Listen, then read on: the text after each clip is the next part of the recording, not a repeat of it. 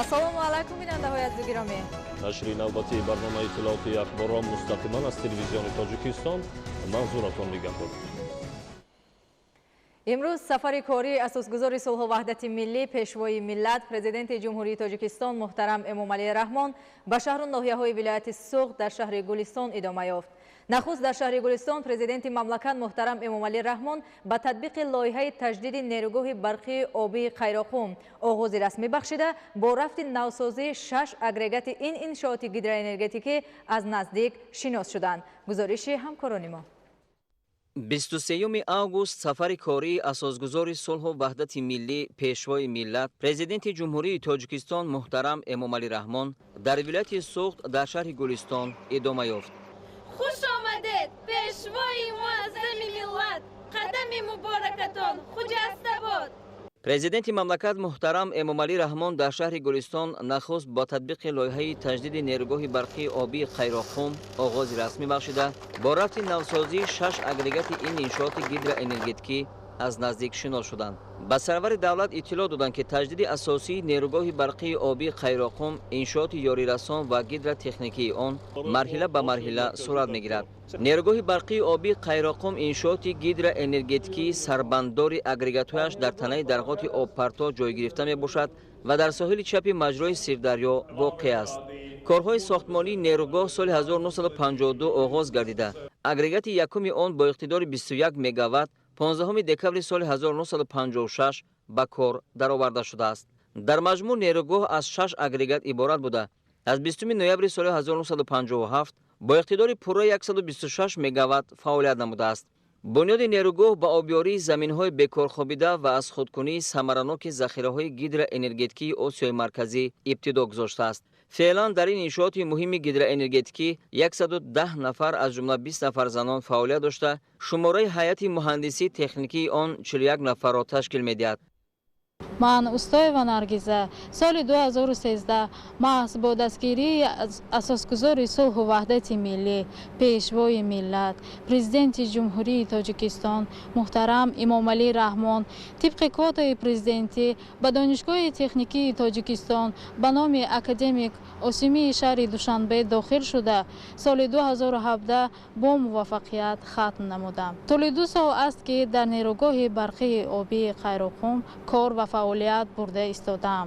дар саҳифаҳои таърихи навини тоҷикон таҷдиди нерӯгоҳи барқии обии Қайроқум воқеаи беназир мебошад. мо ҳама хуб медонем, ки таҷдиди нерӯгоҳи барқии обии Қайроқум ба мавзӯи рӯз табдил ёфтааст. пешвои муаззами миллат муҳтарам Эмомалӣ Раҳмон азм намуданд, ки иқтидорҳои мавҷудаи энергетикӣ барқарор карда шавад. таҷдиди нерӯгоҳи барқии обии Қайроқум ин яке аз қадамҳои расидан ба истиқлолияти энергетикӣ мебошад. мо ҷавонони даврони соҳибистиқлолии кишвар аз ҳусни таваҷҷӯҳи президенти мамлакат нисбат ба андохтаи илму дониш, такмили маҳорату истеъдод, кору фаъолият ва дастгирии ҷавонон дар ҷомеа изҳори миннатдорӣ намуда кӯшиш менамоем, ки барои расидан ба истиқлолияти энергетикӣ саҳми худро гузорем.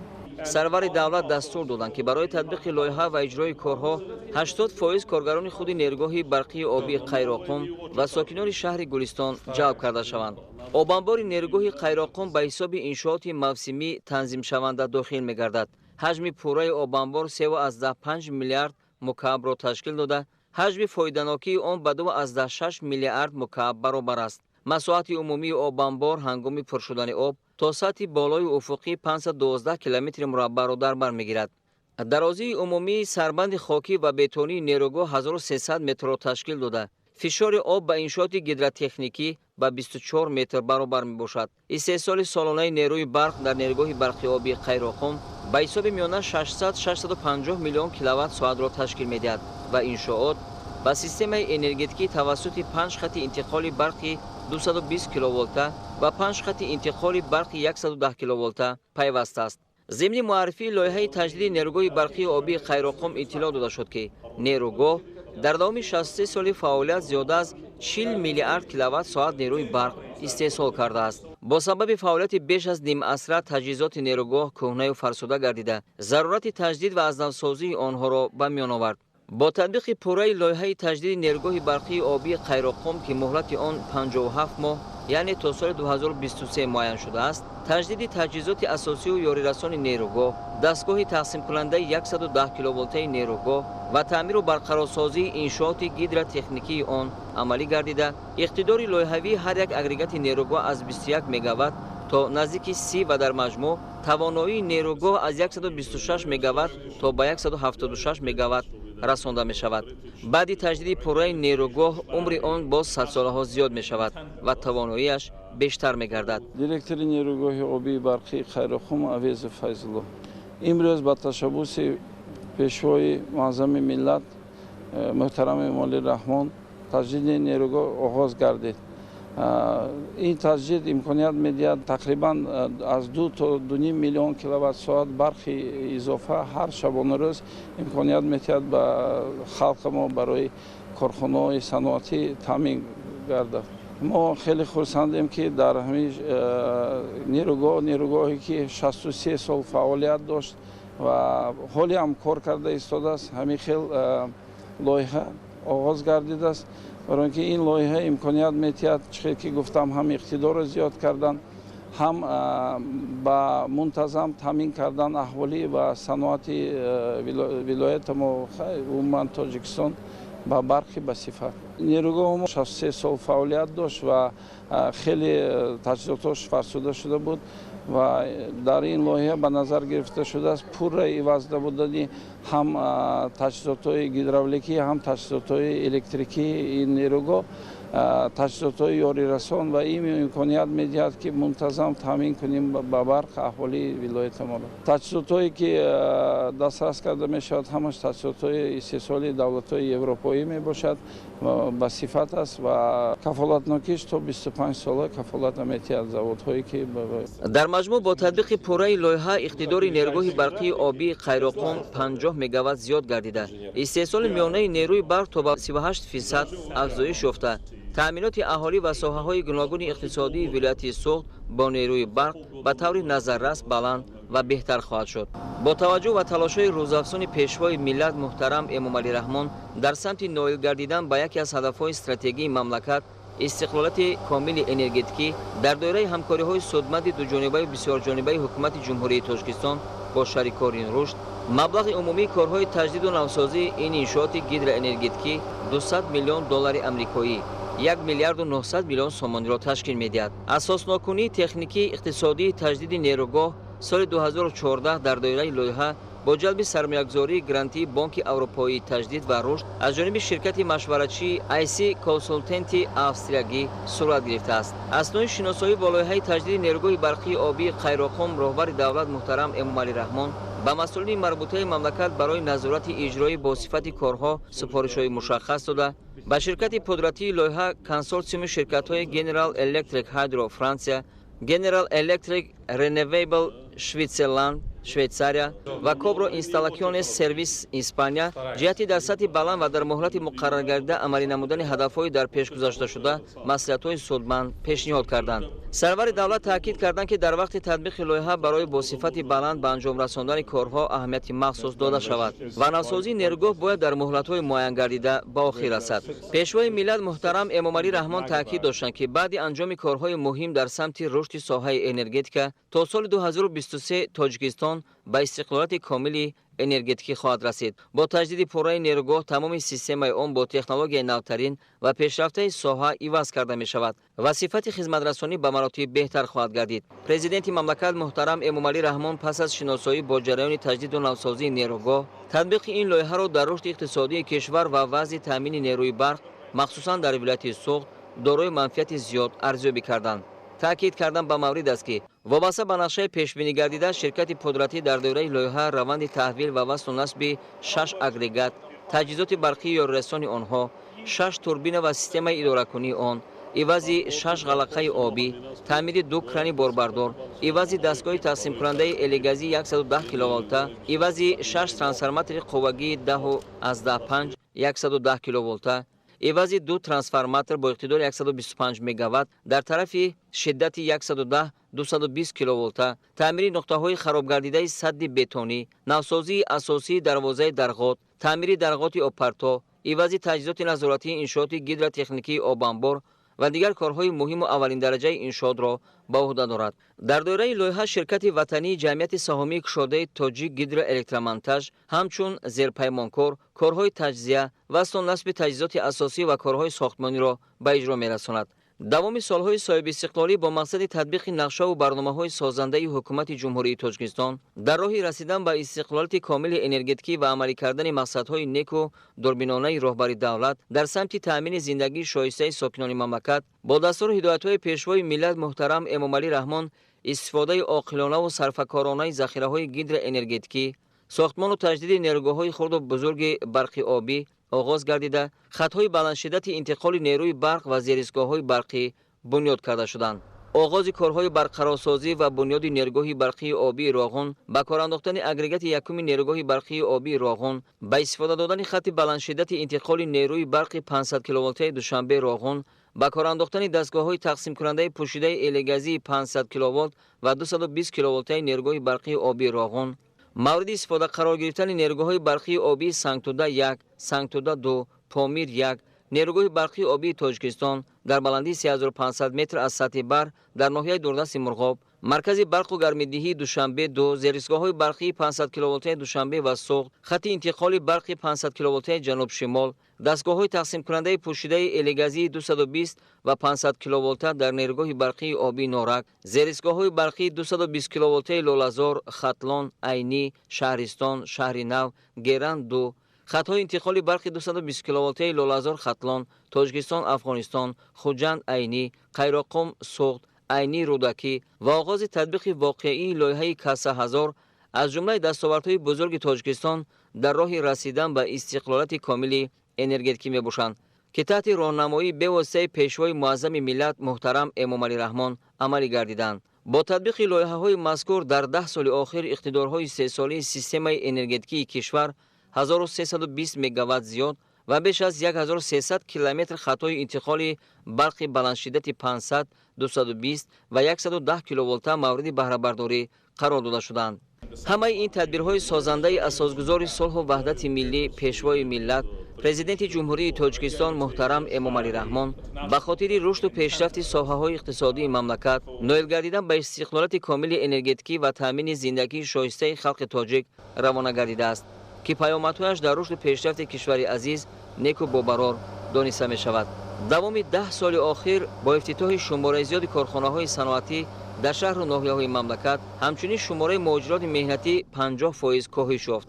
агар қаблан дар Федератсияи Россия ва дигар кишварҳои хориҷ беш аз 1 миллион муҳоҷир ба қайд гирифта шуда бошад, имрӯз он ба 520 000 нафар расидааст. мавриди зикр аст, ки танҳо дар доираи сафари кории имрӯзаи пешвои миллат дар шаҳрҳои Хуҷанд, Гулистон ва ноҳияи Ҷаббуррасул вилояти Суғд 7 корхонаи нави саноатӣ ифтитоҳ гардид, ки дар самти татбиқи ҳадафи чоруми стратегӣ саноатикунонии бо суръати кишвар таъсиси садҳо ҷойи корӣ қадами муҳиму устувор ба шумор меравад.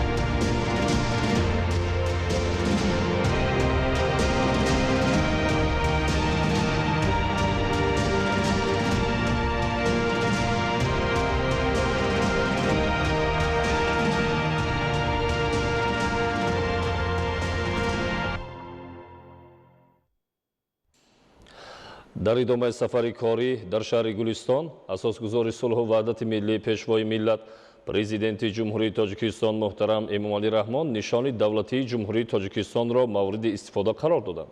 майдони навбунёди нишони давлатии ҷумҳурии тоҷикистон дар шаҳри гулистон ҷавобгӯ ба меъёрҳои муосир буда ба макони асосии тамошо ва сайёҳату фароғати сокинону меҳмонон табдил ёфтааст. имрӯз ҳамчунин асосгузори сулҳу ваҳдати миллии пешвои миллат президенти ҷумҳурии тоҷикистон муҳтарам эмомалӣ раҳмон дар идомаи сафари корӣ дар шаҳри гулистони вилояти суғд нишони давлатии ҷумҳурии тоҷикистонро мавриди истифода қарор доданд.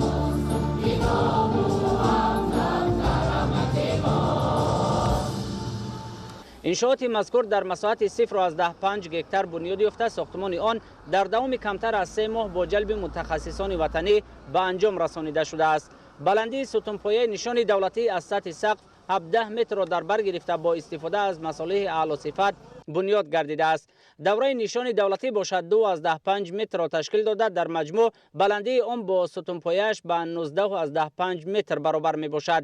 майдони нишони давлатӣ дар доираи тадбирҳои созандагӣ ба истиқболи 30-солагии истиқлолияти давлатии ҷумҳурии тоҷикистон хеле ободу зебо гардонида шуда, роҳравҳои атрофи он дар масоҳати зиёда аз 2000 метри мураббаъ сафолакпӯш гардидааст.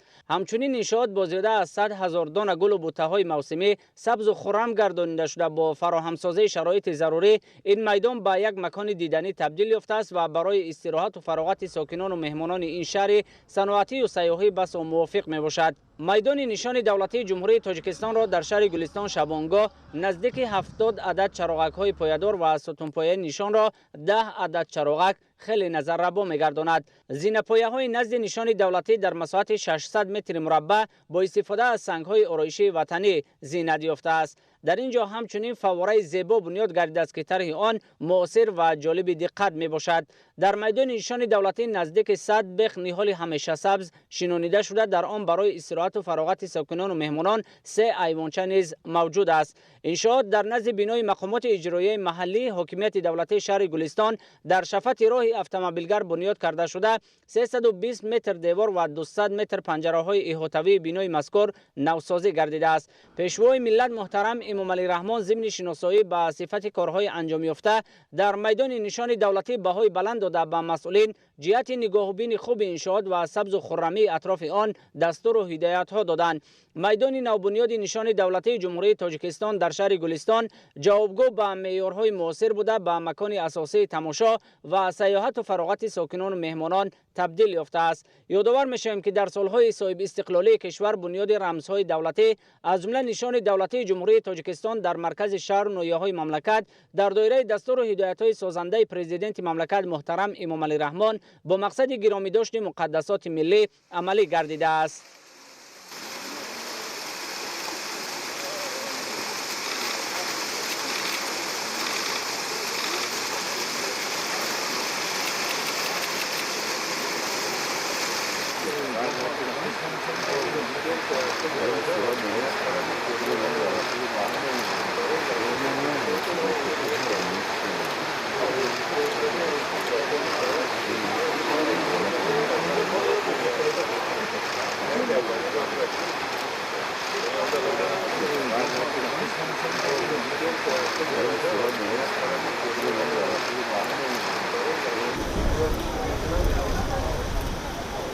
در عرفه 28مین سالگرد استقلالیت دولتی جمهوری تاجیکستان با اشتراک بی‌واسطه اساسگزار صلح و وحدت ملی، پیشوای ملت، پرزیدنت جمهوری تاجیکستان محترم امام علی رحمان مورد استفاده بری قرار گرفتن میدان نشان دولتی که یکی از رمزهای مقدس ما به شمار می رود برای تمام ساکنان شهرمان تحفه بی‌نظیر و تاریخی است. ما افتخار داریم که در چنین یک دولت صاحب استقلال و صاحب تمدن زندگی می کنیم. وطن عزیزمان روز از روز زیباتر و آبادتر، پیشرفته و خرمتر می گردد. این همه ما را به کارهای بنیادکاری و سازندگی هدایت می نماید. ما امروز افتخار از دولت و پیشوای معظم ملت می کنیم. شکرانه داریم که در چنین وطن محبوب خوش و خرسندانه و آزادانه زندگی می کنیم. برای تحکیم بنیادکاری ها و سازندگی ها ما جوانان همیشه آماده هستیم. اساسگزار صلح و وحدت ملی پیشوای ملت پرزیدنت جمهوری تاجیکستان محترم امام علی رحمان همچنین در ناحیه جبار رسولوف مؤسسه تحصیلات تا مکتبی خصوصی فیض بخش را مورد بهره برداری قرار دادند. تعلیم و تربیت در کودکستان با 3 زبان روسی، تاجیکی و انگلیسی صورت میگیرد.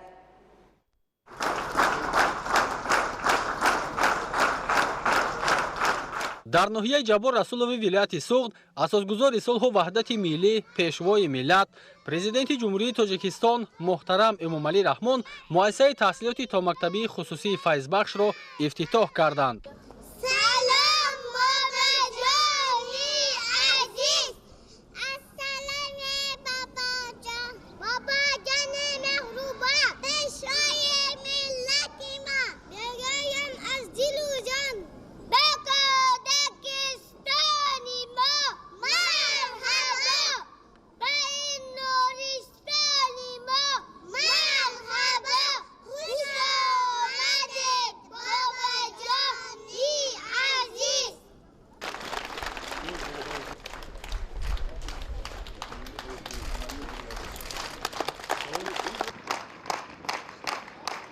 بینای نوبنیاد دوشانه کودکستان از مجموعه انشاءات اساسی و یاریرسان عبارت می باشد. در آشانه‌های یکم و دوم بینا 8 حجره بازی کودکان، 8 حجره خواب و آشخانه موجود است. تالارهای ورزشی و موسیقی باشد در تهخانه بینا جایگیر شده است. کودکستان امکان دارد همه روزه 300 نفر را به تعلیم و تربیت فرا گیرد که این روند در عملی شدن هدفهای حکومت جمهوری تاجیکستان جهت هرچی بیشتر فرا گرفتن کودکان به تعلیم و تربیت تا مکتبی مساعدت می نماید.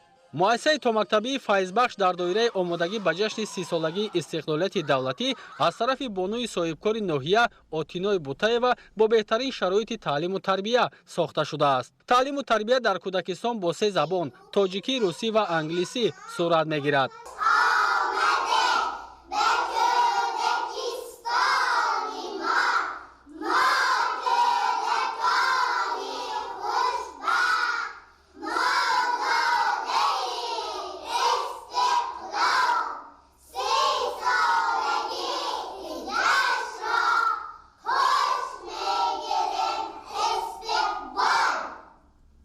масоати умумии Кӯдакистон 2501-ро ташкил намуда, худи бино дар масоати зиёда аз 1609 метри мураббаъ сохта шудааст. 4 айвонча ва ҳавзи шиноварие ки дар саҳни ҳавлии боғча ба таври зебову назаррабо сохта шудааст, барои гузаронидани машғулиятҳо ва бозии кӯдакони ин боргоҳи таълиму тарбия бисёр мувофиқ аст. бо мавриди истифода қарор гирифтани ин муассисаи томактабӣ, шумораи боғчаҳои кӯдакона дар ноҳияи Ҷабор Расулов ба 25 адад расид.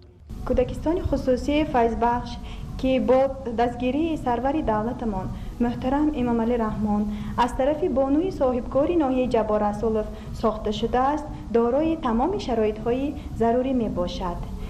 اکنون ما مربیان با استفاده از چنین شرایط‌های تعلیم و تربیوی کوشش به خرج می‌دهیم که نسل نورس را در روحیه وطن‌دوستی و میهن‌دوستی تربیت نماییم. пешвои миллат муҳтарам Эмомалӣ Раҳмон зимни шиносоӣ бо шароити таълиму тарбия дар Кӯдакистони хусусии файзбахш ба сифати корҳои бунёдӣ ва шароити ин муассиса баҳои баланд дода, онро тӯҳфаи арзанда дар рӯзҳои таҷлил аз 28-мин солгарди истиқлолияти давлатии ҷумҳурии Тоҷикистон ба сокинони ноҳияи Ҷабор Расулов маънидод намуданд.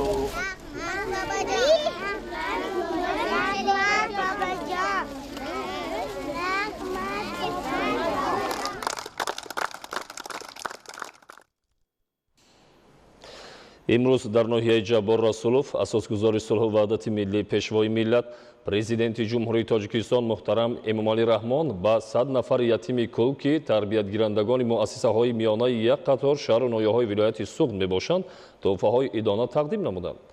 дастаи ҳунармандони ҷавону наврасе ки дар назди сарвари давлат бо барномаи рангини пурмуҳтаво баромад намуданд, аз ҳисоби ятимони кӯл буданд.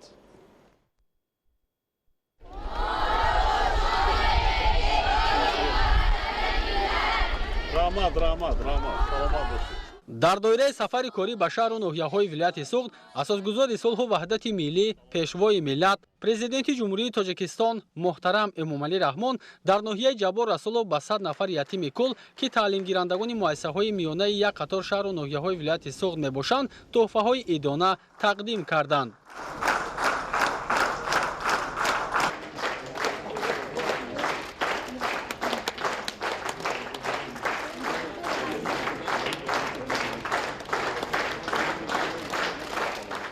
сарвари давлат муҳтарам Эмомалӣ Раҳмон ин табақаи ҷомеаро, ки бо амри тақдир аз меҳру муҳаббати оила маҳрум гардидаанд, бо фарорасии солгарди 28-уми ҷашни истиқлолияти давлатӣ шодбош гуфта, ба онҳо дар идомаи таҳсил ва ҳаёти мустақилона барори комёбӣ орзу намуда, таъкид доштанд, ки бо хониши хубу аъло ва ахлоқи ҳамида ҳамчун фарзандони содиқи ватан ба воя расанд. Ман доимо дар ҳар як мулоқоте ки бо шумо дорам вохӯрӣ таъкид мекунам ки шумо хонед ва шароитҳое ки барои шумо муайян карда истодем, шароитҳои дараҷаи олӣ имконият метиҳад ки шумо дониши хуб аъло гиред, оянда омода бошед ва давом додани таҳсил дар донишгоҳу донишгоҳҳои олии мамлакат. Дер нашавед ба он, роҳафтода набошед он. Хонед. Тақдир ҳамин аст. Хонед, дониш омӯзед, забон омӯзед, илм омӯзед, касб кордан омӯзед, оянда зиндагӣ мустақилона шумо муҳтоҷ ба касе намешавед. Зиндагӣ умри бобаракат бибинед. муваффақият шумо. дар ин рӯз шодиву хурсандии ятимонро ҳадду канор набуд, зеро маҳз онҳо аз дасти сарвари ғамхору пуштибони худ тӯҳфаҳои арзанда гирифтанд. ятимони кул изҳори сипосу миннатдории хешро ба пешвои миллат муҳтарам Эмомалӣ Раҳмон бо самимияти беандоза ва меҳри зиёд баён намуданд. асосгузори сулҳу ваҳдати миллӣ, пешвои миллат муҳтарам Эмомалӣ Раҳмон борҳо дар минбарҳои баланд таъкид менамоянд, ки шумо ятимон танҳо нестед, шумо бепадару бемодар нестед, чунки ман ҳастам. ятимони мо танҳо нестанд, бо пешвои миллат ҳастанд. ҳамчун ятимони мо ҳамчун падарвор пешвои миллатро қабул карданд ва мана имрӯзҳо низ бо ғамхории асосгузори сулҳу ваҳдати миллӣ барои дидорбинияшон ба ноҳияи Ҷабор Расулов ташриф овардаем. хеле миннатдор ва сипосгузорем. асосгузори сулҳу ваҳдати миллӣ, пешвои муаззами миллат, падари бузургвори мо ҳамеша нигаҳбони моанд. мо худро ҳеҷ гоҳ танҳо ҳис намекунем, барои он ки падари бузургворимон дар ҳар як суханроиҳояшон таъкид мекунанд, ки мо танҳо нестем. давлату миллат саробони мо аст. мо аз ҳамаи шароитҳо баҳрамандем ва дар навбати худ ваъда медиҳем, ки мактабро бо баҳои хуб ва аъло хатм намуда, номбардори ватани азизу меҳрубони худ гардем. тӯҳфаҳои идонаи пешвои миллат аз кӯмакпулии яквақтаина ва сару либоси зебо иборат буд. ҳамзамон дар ин рӯз баъди афзун гардидани шодиву нишоти ятимони кул дастурхони идона ороста шуд. мутобиқи маълумоти оморӣ дар ноҳияи Ҷабор Расулови вилояти Суғд 723 ятим ба қайд гирифта шудаанд, ки аз ин шумора 16 нафарашонро ятимони кул ташкил медиҳанд. ҳамаи ин нафарони бесаробон монда таҳти таваҷҷӯҳ ва дастгирии бевоситаи роҳбарияти олии давлат ва ҳукумати ҷумҳурии Тоҷикистон қарор доранд ва барои онҳо шароити мусоиди таълиму тарбия муҳайё карда шудааст. дасти кӯмак дароз намудан ба ятимону бепарасторон ва оилаҳои ниёзманд аз хислатҳои неки инсонӣ маҳсуб меёбад, ки хушбахтона имрӯз ҳамчун анъана дар арафаи ҳама иду ҷашнҳои миллӣ аз тарафи шахсони саховатпеша анҷом дода мешавад. дастаи ҳунармандони ҷавону наврасе, ки дар назди сарвари давлат бо барномаи рангину пурмуҳтаво баромад намуданд, аз ҳисоби ятимони кул буданд.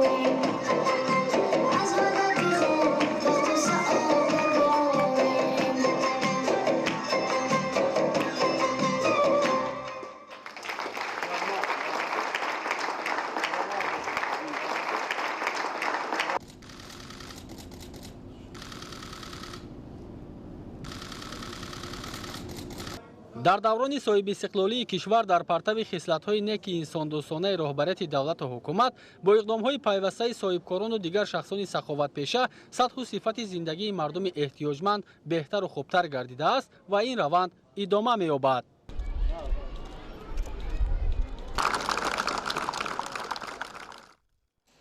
дар маркази ноҳияи Ҷаббор Расулов бо иштироки асосгузори сулҳу ваҳдати миллӣ пешвои миллат президенти ҷумҳурии Тоҷикистон муҳтарам Эмомалӣ Раҳмон нишони давлатии ҷумҳурии Тоҷикистон ифтитоҳ карда шуд.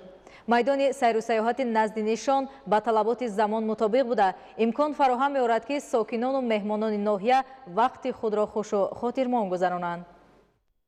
нишони мо нишони ифтихор бо талоши пешво шуд устувор.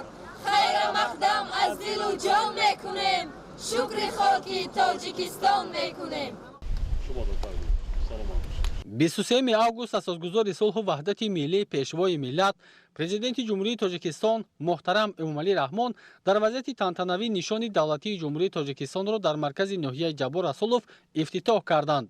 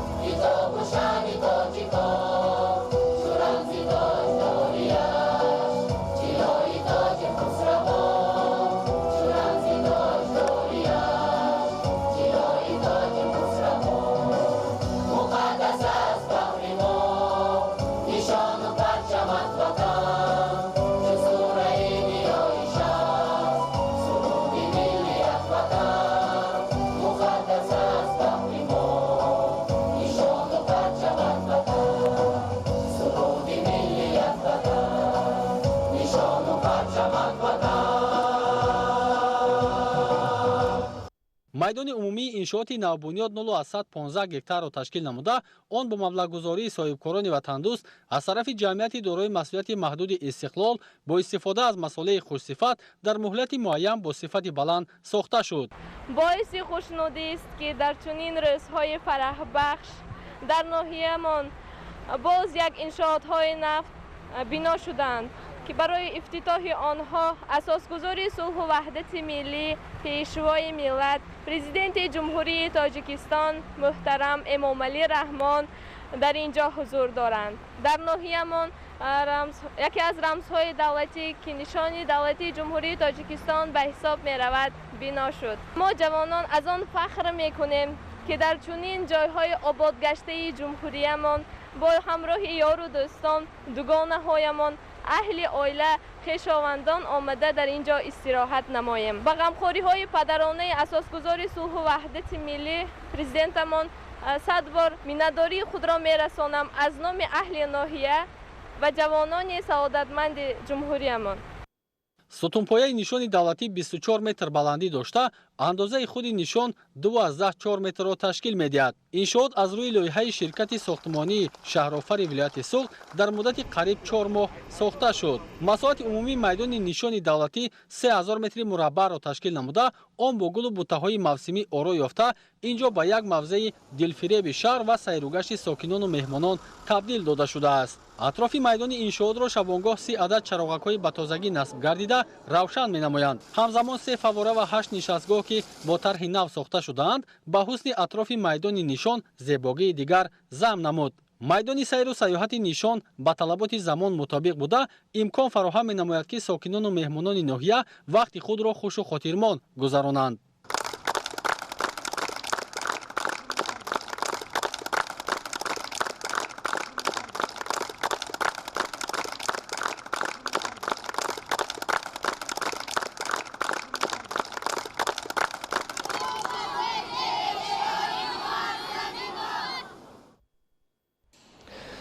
امروز در دهه غولک‌اندازی ناحیه جبار расулов اساسگذار صلح و وحدت ملی پیشوای ملت پرزیدنت جمهوری تاجیکستان محترم امامعلی رحمان کارخانه استحصالی کارکردی نخی پخته و رساندگی جمعیت دارای مسئولیت محدود ارگانیکیان را مورد بهره برداری قرار داد.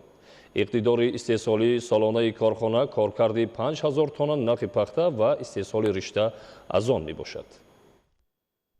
اساسگذار صلح و وحدت ملی پیشوای ملت پرزیدنت جمهوری تاجیکستان محترم امامعلی رحمان در دهه غولک‌انداز ناحیه جبار расулов کارخانه استحصالی کارکرد نخی پخته و رساندگی جمعیت دارای مسئولیت محدود ارگانیک یان را رسما افتتاح بخشیدند. پیشوای ملت محترم امامعلی رحمان افتتاح کارخانه استحصالی کارکرد نخی پخته و رساندگی جمعیت دارای مسئولیت محدود ارگانیک یان را سهمگذاری در تطبیق هدف 4 ملی صنعتی کنونی با صورت کشور ارزیابی کرده تاکید داشتند که در مملکت برای رشد ساحه صنعت اقتدار و امکانیت‌ها زیادند. از جمله کارکرد اشیاء خام محلی و استحصال محصولات نهایی از سمت‌های افضلیت‌ناک رشد ساحه محسوب می‌یابد. در ولایت سوغد در دایره آمادگی‌های همه‌جانبه و استقبال سزاوار جشن بزرگ ملی استقلالیت دولتی جمهوری تاجیکستان بنیاد و استفاده بیش از 300 کارخانه و کارگاه صنعتی با زیاده از 9000 جای کاری به نقشه گرفته شده، بهر عملی نمودن این اقدام‌های سازنده کارهای بنیادکاری وسعت گرفتند. کارخانه رساندگی ارگانیکیان در دایره این چهاربینی‌ها ساخته شده است که در آن نخی پخته کار کرد و از آن رشته پختگی استحصال می‌گردد. کارکرد نخی پخته در داخل کشور یکی از سمت‌های مهمی صنعتی کنونی بوده، از آن استحصال گردیدن محصولات نیم تیار و نهایی اقتدار صادراتی را افزون کرده به اقتصاد ملی درآمد می‌آورد. تأسیس کارخانه ثمره همکاری صاحبکاران جمهوری تاجیکستان و جمهوری ترکیه بوده، با ارزش لایحه‌ای 70 میلیون سومانی بنیاد گردیده است. 35 میلیون سومانی سهم جمعیت دارای مسئولیت محدود 25 سالگی استقلالیت جمهوری تاجیکستان و 35 میلیون سومانی سهم شرکت مخمد داگان جمهوری ترکیه می باشد. با پرزیدنت جمهوری تاجیکستان محترم امامعلی رحمان اطلاع دادند که مساحت عمومی ساختمان کارخانه 2 گکتار و مساحت انشاءات استحصالی بیش از 1 گکتار را تشکیل می‌دهد. در کارخانه نوتأسیس کارکرد نخی پخته و استحصال رشته با تکنولوژی پیشرفته اساس یافته است. سرور دولت محترم امامعلی رحمان با مؤسسان کارخانه صاحبکاران سپارش دادند که من بعد در کارخانه کارکرد پوره نخی پخته را براه مانند. از نخی پخته بعد رشته باید متاع و محصولات نهایی محصولات دوزندگی استحصال کرده شود. در این زمینه افزون نمودن اقتدار استحصالی ضرور است. تجهیزات تکنولوژی ساخت شرکت مرزال ایتالیا بوده، تکنولوژی اینواسیونی است. خط تکنولوژی از 5 قسم عبارت بوده. رشته از نخی پخته در مرحله‌های شانه‌کنی، پلته‌پیچی، لنت سوخته‌کنی، ریسمان‌ریسی و غلطک‌پیچی استحصال کرده می‌شود.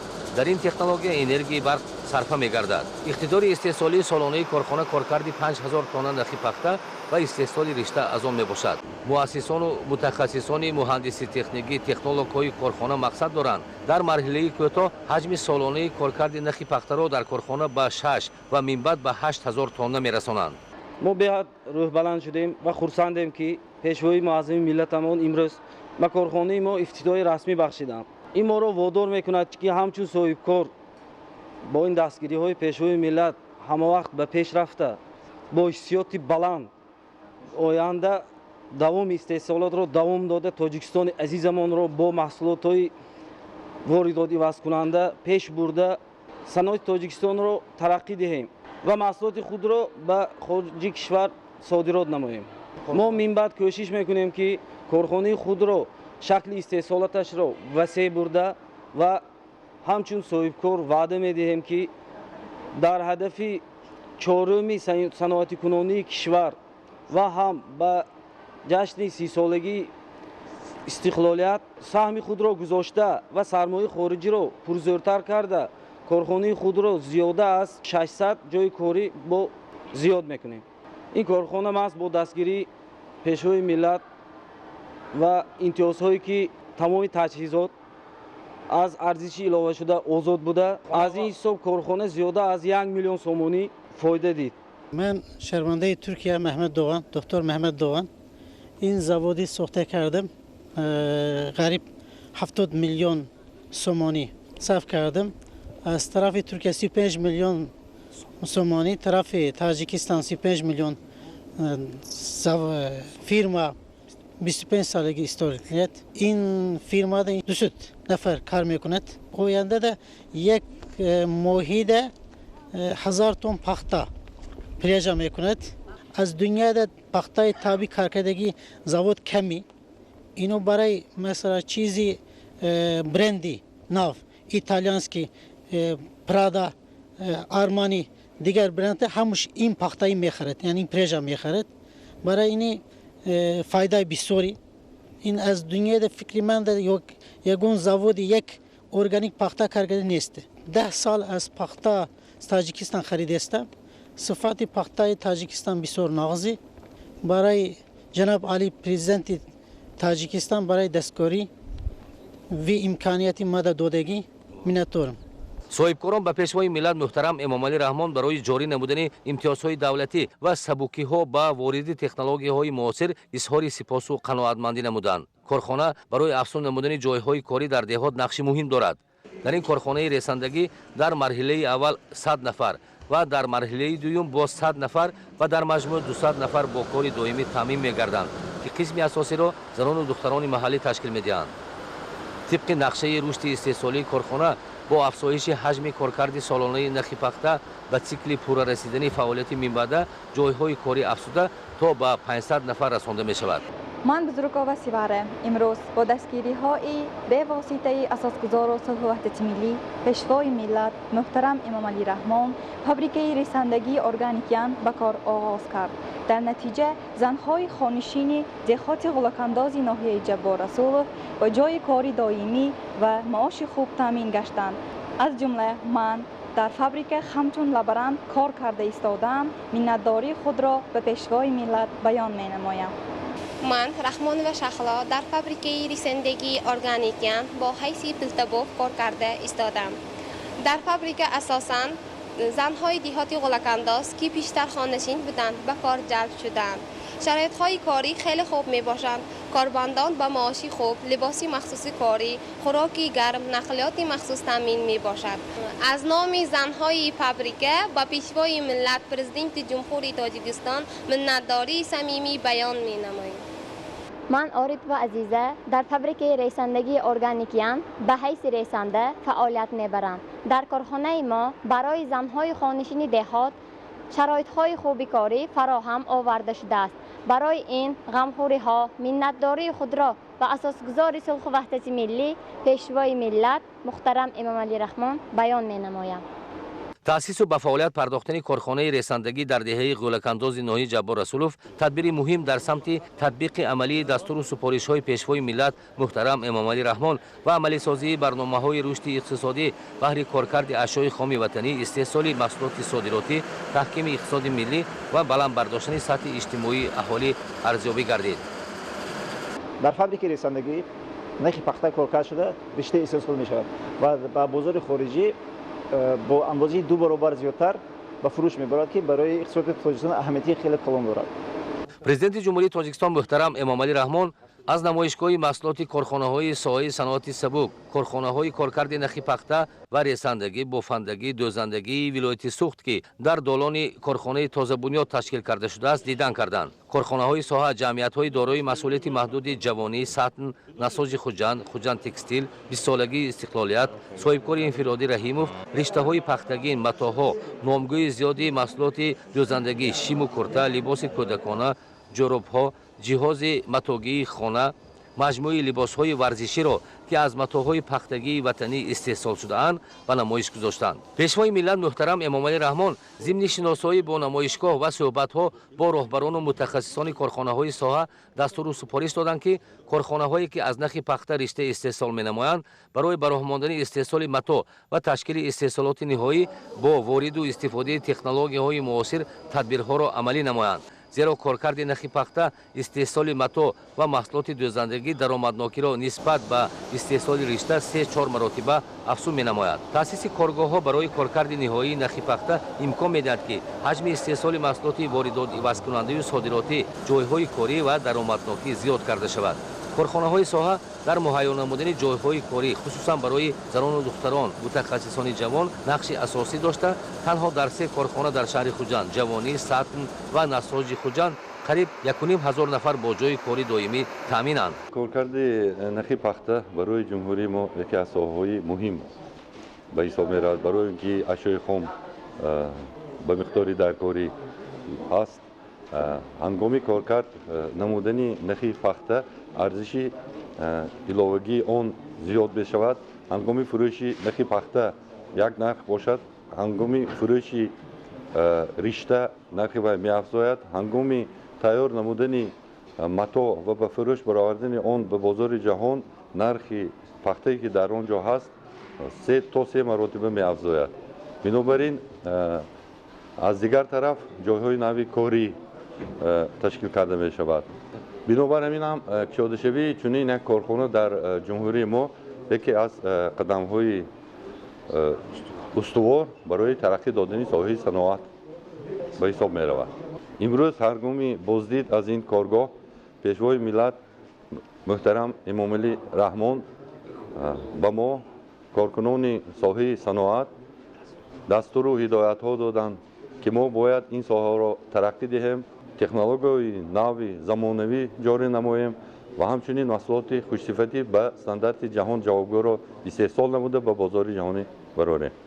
президенти ҷумҳурия мо Эмомалӣ Раҳмон ба саноатчиён ва асосан ба коркарди наҳи пахта сикли пурра кор мекард вазифгузорӣ карданд, ки ҳаҷми истеҳсоли маҳсулот ва сифати онро то сикли охирин пурра ба иҷро расонда шавад.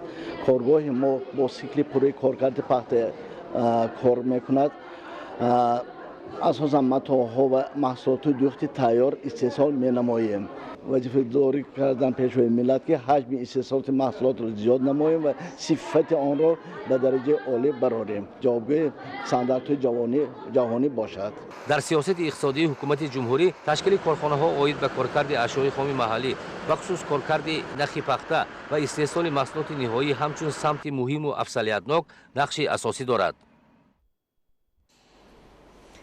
имрӯз ҳамчунин асосгузори сулҳу ваҳдати миллӣ пешвои миллат президенти ҷумҳурии Тоҷикистон муҳтарам Эмомалӣ Раҳмон ба шаҳри Хуҷанд ташриф оварда бохчаи бачагонаи рақами 3-ро бо бардоштани парда аз рӯи лавҳаи рамзӣ ифтитоҳ намуданд. сарвари давлат муҳтарам Эмомалӣ Раҳмон зимни шиносоӣ бо шароити таълиму тарбияи кӯдакон дар бинои навбунёд ба корҳои сохтмонӣ ва шароити муассиса баҳои баланд доданд. гузориши Хуршедаи Наҷмиддин. در روز چهارم سفر کاری در ولایت سوخت اساسگذار صلح و وحدت ملی پیشوای ملت پرزیدنت جمهوری تاجیکستان محترم امامعلی رحمان همچنین در شهر خوجند باغچه بچگانه رقم 3 را که با طرح خیلی زیبا در مساحت عمومی 1 هکتار بنیاد گردیده است با برداشتن پرده از روی لوحه رمزی افتتاح نمودند.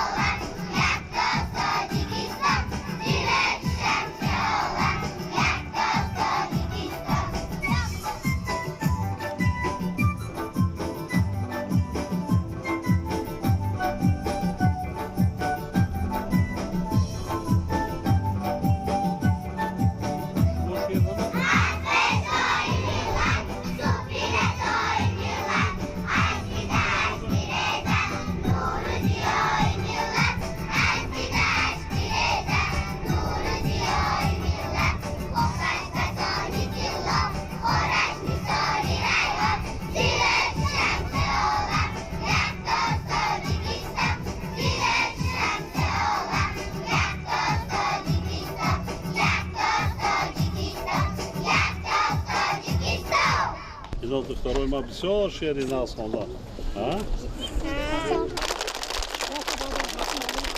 با ارادت و صمیمیت، شکرانه وحدت و آرامی و تنجی آسایشتگی کشور می نماییم که وطن محبوبمان سال به سال آباد و زیبا و خرم گردیده ایستاده است.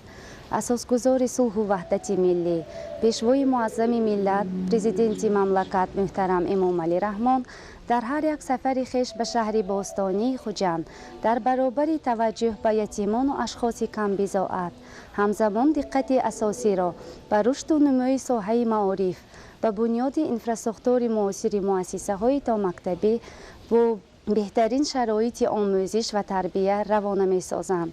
این است که همه ساله ضمن سفرهای کاری رهبر دولت در شهر خوجند مؤسسه های تعلیمی معاصر مورد استفاده قرار داده می شوند. کودکان با شکرگزاری از این غمخواری های پدرانه پرزیدنت مملکت بالیده گردیده در بهترین شرایط مهیا گردیده تربیه می یابند. باغچه بچگانه غنچه استقلال شهر خوجند از 3 آشیانه و تخانه عبارت بوده امکان دارد 200 کودک را به تعلیم و تربیت فرا گیرد. ما مربیان را برابر دیگر اشخاص جامعه هر پیشروی و کامیابی کشورمان خرسند می سازد و اگر وابسته به معارف دستاورد به دست بیاید دوچند خرسند می شویم. از نام کل کارمندان کودکستان نوبنیاد به پیشوای معظم ملت اظهار منتداری بیان می نمایم که برای فعالیت ما مربیان چنین شرایط را فراهم آوردند. جواباً برای چنین غمخواری ها ما کودکان را در روحیه وطن دوستی، طبیعت دوستی تربیت نماییم. با افتتاح این مؤسسه تا مکتبی اکنون 40 نفر امکان پیدا نمودند که در شرایط خوب و معاصر کاری به تربیت کودکان سن تا مکتبی مشغول شوند. ما مربیان مؤسسه تحصیلات تا مکتبی رقم 3 غنچه استقلال شهر خوجند از این تحفه پیشوای معظم ملت پرزیدنت جمهوری تاجیکستان محترم امامعلی رحمان خیلی شاد و ممنونیم که برای ما چنین کودکستان زیبا و برهوا ساخته هدیه نمودند. کودکستان دارای تمام شرایط‌های معاصر بوده. کودکان زمان استقلالیت ایام نورسی خود را در فضای آباد و مزین می‌گذرانند. در جواب برای چنین غمخوری‌ها ما مربیان تصمیم گرفتیم که برای در عمل تطبیق نمودن اقدام پیشگرفته پیشوای معظم آیدی از نو احیا نمودن هنرهای مردمی و اعلام گردیدن سالهای 2019 2021 همچون سالهای رشد دهات سیاحی و هنرهای مردمی در کردستان نوبنیاد محفل دستان ماهی را تأسیس دهیم. باغچه بچگان دارای خانه قبول کودکان، تالارهای وسیع تعلیمی، حجره‌های برهوا برای خواب کودکان، نقطه سانیتری، تالار موسیقی، تالار کلان برای گذراندن چاره‌بینی‌های فرهنگی، حجره‌های طبی، آشخانه، انبارهای مواد خوراک برای سبزیجات و غله‌دانه میباشد. ما اهل کارمندان مؤسسه تا مکتبی غنچه استقلال از آن خوشنود و سرفراز می باشیم که در شهر خوجند بینای کردستان ما با طرح زمانوی بنیاد گردید. همه این آبادکاری و از نوسازی ها در نتیجه سیاست غمخوارانه اساسگذار صلح و وحدت ملی پیشوای معظم ملت پرزیدنت کشور جناب عالی محترم امامعلی رحمان نسبت به نسل نوروز و کارمندان سایه معارف می باشد. اینچنین در صحن حولی بینای مذکور 6 ایوانچه بازی، میدانچه ورزشی تابستانه، حوض شناوری بنیاد گردیده است. در این مؤسسه تا مکتب آموزش با زبانهای تاجیکی، روسی و انگلیسی براه مانده شده است.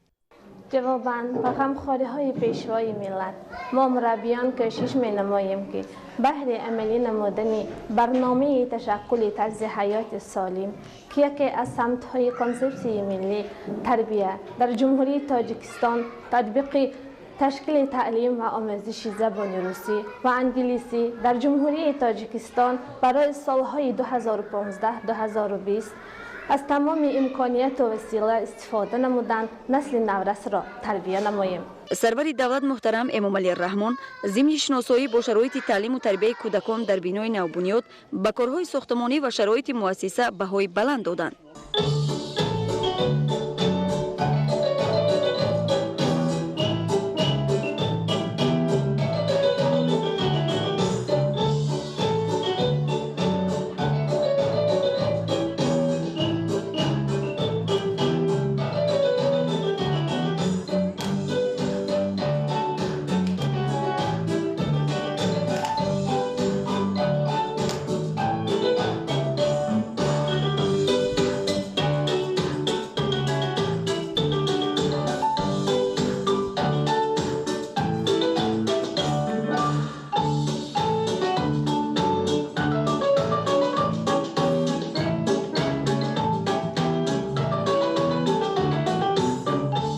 ساکنان شهر خوجند مؤسسه نوبنیاد را تحفه ارزنده حکومت مملکت برای نسل آینده‌ساز ملت ارزیابی کرده به پرزیدنت مملکت برای همه غمخوری‌ها اظهار سپاس و منتداری نمودند.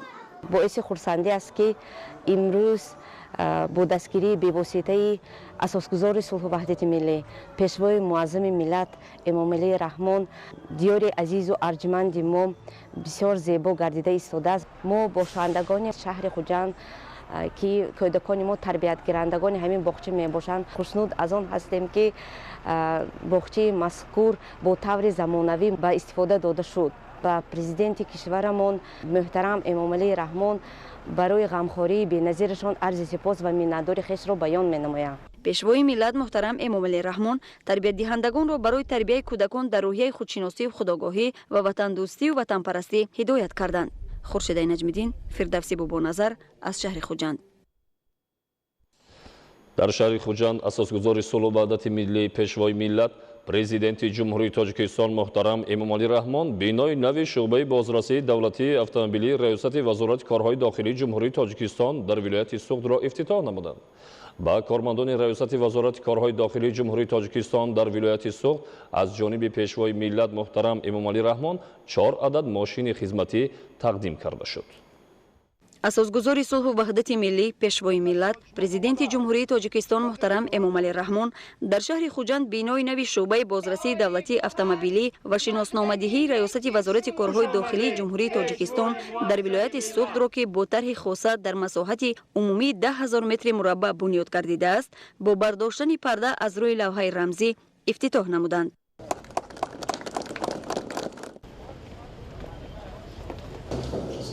سلام و درود محترم اساسگذار صلح و وحدت ملی پیشوای معظم ملت من لیتنانت کلان میلیتس абдувализода нозимҷон корманди ҷавони шӯъбаи бозрасии давлати автомобилӣ раёсати вазорати корҳои дохили ҷумҳурии тоҷикистон буда ифтихор аз он дорам ки фарзанди тоҷикистони соҳиб истиқлолам ва мардуми шарафманди тоҷикистон маҳз бо талошу заҳматҳои ҳамешагии шумо ва чунин рӯзҳои саид расидаву мамлакати соҳиб истиқлоли мо гулгулшукуфон гаштааст.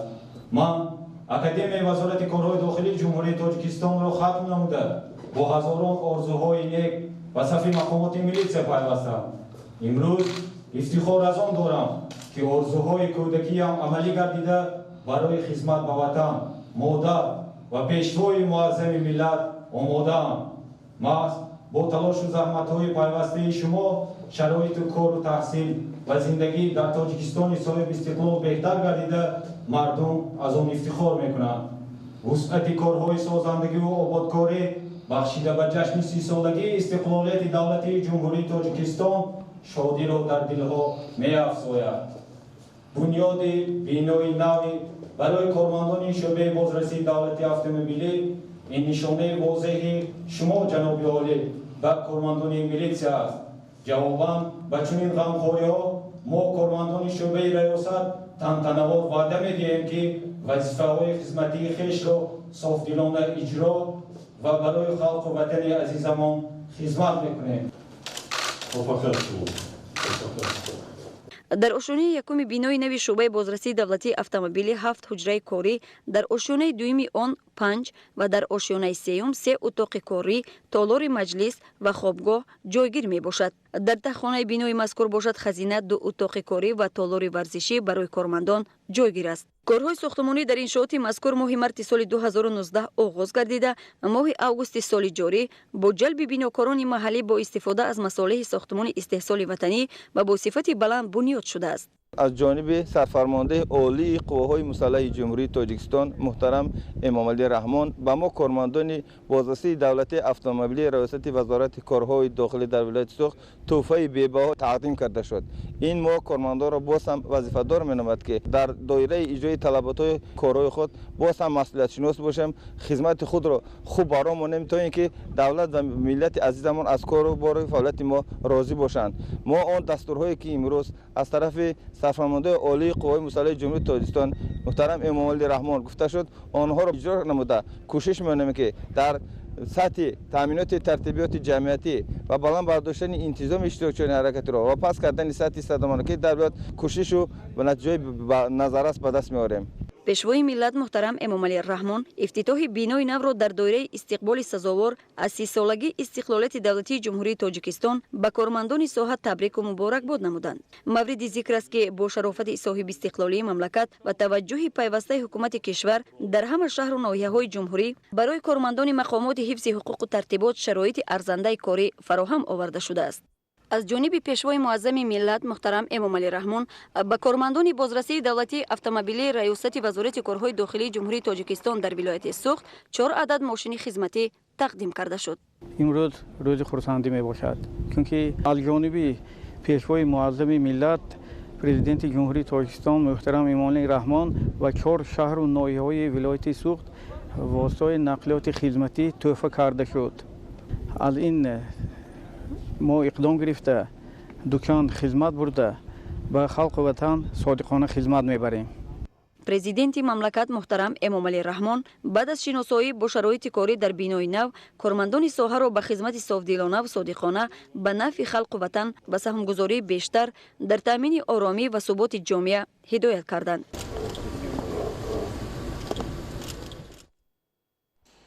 امروز همچنین اساسگذار صلح و وحدت ملی پیشوای ملت پرزیدنت جمهوری تاجیکستان محترم امامعلی رحمان در پهلوی بینای شعبه بازرسی دولتی اتومبیلی بینای شناسنامه‌دهی ریاست وزارت کارهای داخلی جمهوری تاجیکستان در ولایت سوخت را مورد بهره برداری قرار دادند.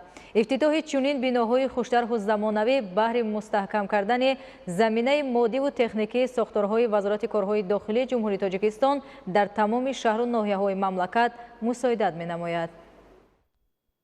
асосгузори сулҳу ваҳдати миллӣ пешвои миллат президенти ҷумҳурии тоҷикистон муҳтарам Эмомалӣ Раҳмон дар паҳлӯи бинои шуъбаи бозрасии давлатии автомобилӣ ҳамчунин бинои шиносномадиҳии раёсати вазорати корҳои дохилии ҷумҳурии тоҷикистон дар вилояти Суғдро ифтитоҳ намуданд. бинои мазкур аз 2 ошёна ва таҳхона иборат буда дар қабати якуми он 7 ҳуҷраи корӣ, дар ошёнаи дуюм 5 утоқи корӣ мавҷуд аст. برایم باعث افتخار است که با دستگیری و غمخواری به‌واسطه اساسگزار صلح و وحدت ملی پیشوای ملت پرزیدنت جمهوری تاجیکستان محترم امامعلی رحمان ما صاحب بینای نو زمانوی که با تمام شرایط‌های کاری مهیا میباشد تامین گردیدیم. ما شکرانه از استقلال نموده می‌بالیم که با شرافت سیاست آبادکارانه پیشوای معظم ملت مرحله نو بنیادکاری فرا رسید. خرد و بزرگ کشور این سیاست سازنده تان را گرم و جوشان دستگیری نموده قدم پرزیدنت جمهوری تاجیکستان مبارک و خجسته است. از چهره هر یک ساکن مملکت بر علامه توان مشاهده نمود که هر سری قدم بنیادکاری است. ما کارمندان میلیسه وعده می‌دهیم که جواباً به همه این غمخواری ها به خلق و وطن خویش صادقانه خدمت نموده بهر تامین امنیت ملی و حفظ استقلالیت دولتی تمام کوشش های خود را روانه می‌سازیم. همچنین بینای شناسنامه‌دهی دارای تالار مجلس با 35 جای نشست و توقفگاه میباشد. گرد و اطراف انشاءات‌های مذکور با شناندن زیاده از 100 درخت سایه‌افکن و 15000 گل‌های گوناگون موسمی آرایش و آباد و زیبا گردانیده شده است. کارهای ساختمانی در انشاءات مذکور ماه مارت آغاز گردیده ماه اوگوست سال 2019 با دستگیری حکومت مملکت به انجام رسانیده شده است. باعث افتخار است که امروز ما در دایره نقشه چهاربینی‌های 30 سالگی استقلالیت دولتی جمهوری تاجیکستان با دستگیری به واسطه اساسگزار صلح و وحدت ملی پیشوای ملت پرزیدنت جمهوری تاجیکستان محترم امامعلی رحمان صاحب بینای نو زمانوی که با تمام شرایط‌های کاری مهیا میباشد تامین گردیدیم. ما شکرانه از آن میکنیم که در حیات تاجیکستان صاحب استقلالمان با شرافت سیاست آبادکارانه پرزیدنت جمهوری تاجیکستان پیشوای ملت محترم امامعلی رحمان مرحله نوی بنیادکاری فرا رسیده است. جواباً به این غمخواری دولت و حکومت ما کارمندان میلیسه وعده میدهیم که به خلق و وطن خویش صادقانه خدمت نموده بهر تامین امنیت ملی و حفظ استقلالیت دولتی تمام کوشش و غیرت خویش را روانه می‌سازیم. پرزیدنت مملکت محترم امامعلی رحمان با کارهای انجام یافته بهای بلند داده برای مقصدناک استفاده نمودن انشاءات نوبنیاد به مسئولین دستور و هدایت‌های سودمند دادند. افتتاح چنین بناهای خوش‌طرح و زمانوی بهر مستحکم کردن زمینه مادی و تکنیکی ساختارهای وزارت کارهای داخلی جمهوری تاجیکستان در تمام شهر و ناحیه‌های مملکت مساعدت می‌نماید. خورشید نجمی‌دین، فردوسی بابونظر از شهر خوجند. اساسگزار صلح و وحدت ملی پیشوای ملت پرزیدنت جمهوری تاجیکستان محترم امامعلی رحمان در شهر خوجند کارخانه کارکرد سنگ خارا و مرمر جمعیت دارای مسئولیت محدود خارای خوجند را افتتاح نمودند. بعد شناس شدن با استحصالات پرزیدنت مملکت محترم امامعلی رحمان نمایشگاه محصولات کارخانه استحصالی جمعیت دارای مسئولیت محدود خارای خوجند را تماشا نمودند. در شهر خوجند اساسگزار صلح و وحدت ملی پیشوای ملت پرزیدنت جمهوری تاجیکستان محترم امامعلی رحمان همچنین کارخانه کارکرد سنگ خارا و مرمر جمعیت دارای مسئولیت محدود خارای خوجند را افتتاح نمودند. این کارخانه عظیم صنعتی در محله وحدت شهر خوجند در میدان 9288 متر مربع زمین غیر کشاورزی و بیکار خوابیده بنیاد گردیده سمت فعالیت آن به استخراج و کارکرد سنگ‌های طبیعی نگرانده شده است. برای استحصال مصالح در این کارخانه در قطعه خاراکان ناحیه باباجان غفوروف و قطعه راوکان ناحیه اشت سنگ‌های طبیعی استخراج کرده شده دسترس کرده می شود.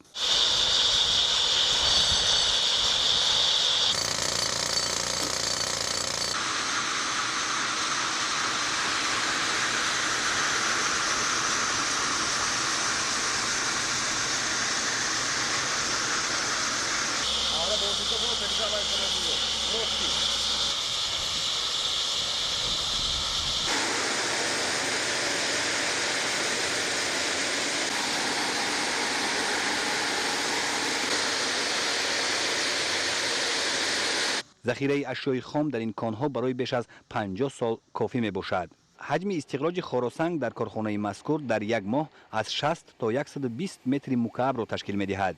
با استفاده از این در کارخانه تخته سنگ، پنجره، فواره، میز و کرسی، تجهیزات آشخانه، گلدان، اینچنین مانعه ها برای راهرو، سفالک ها، پرده آویز، ستون پایه ها و دیگر نامگوی محصولات با شکل، حجم، مقدار و آرایش گوناگون استحصال کرده می شود. برای استخراج و کارکرد سنگ خارات دستگاه و تجهیزات معاصر نصب گردیده است و روند استحصالات توسط کامپیوتر اداره و نظارت کرده می شود. بیشتری دستگاه های کارخانه از جمله دستگاه سوفته‌کنی بار نخست به جمهوری وارد کرده شده است.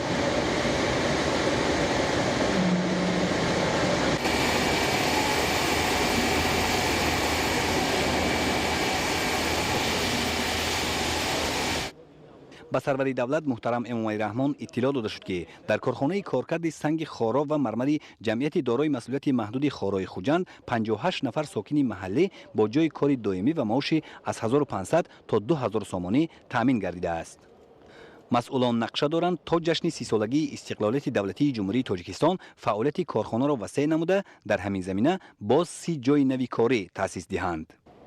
افتتاح این کارخانه نوی استحصالی در شهر خوجند در عملی گردیدن هدف چهارم ملی صنعتی کنانی با سرعت مملکت، افزایش حجم محصولات واردات عوض کننده و کاهش دادن حجم محصولات وارداتی زمینه استوار می‌گذارد.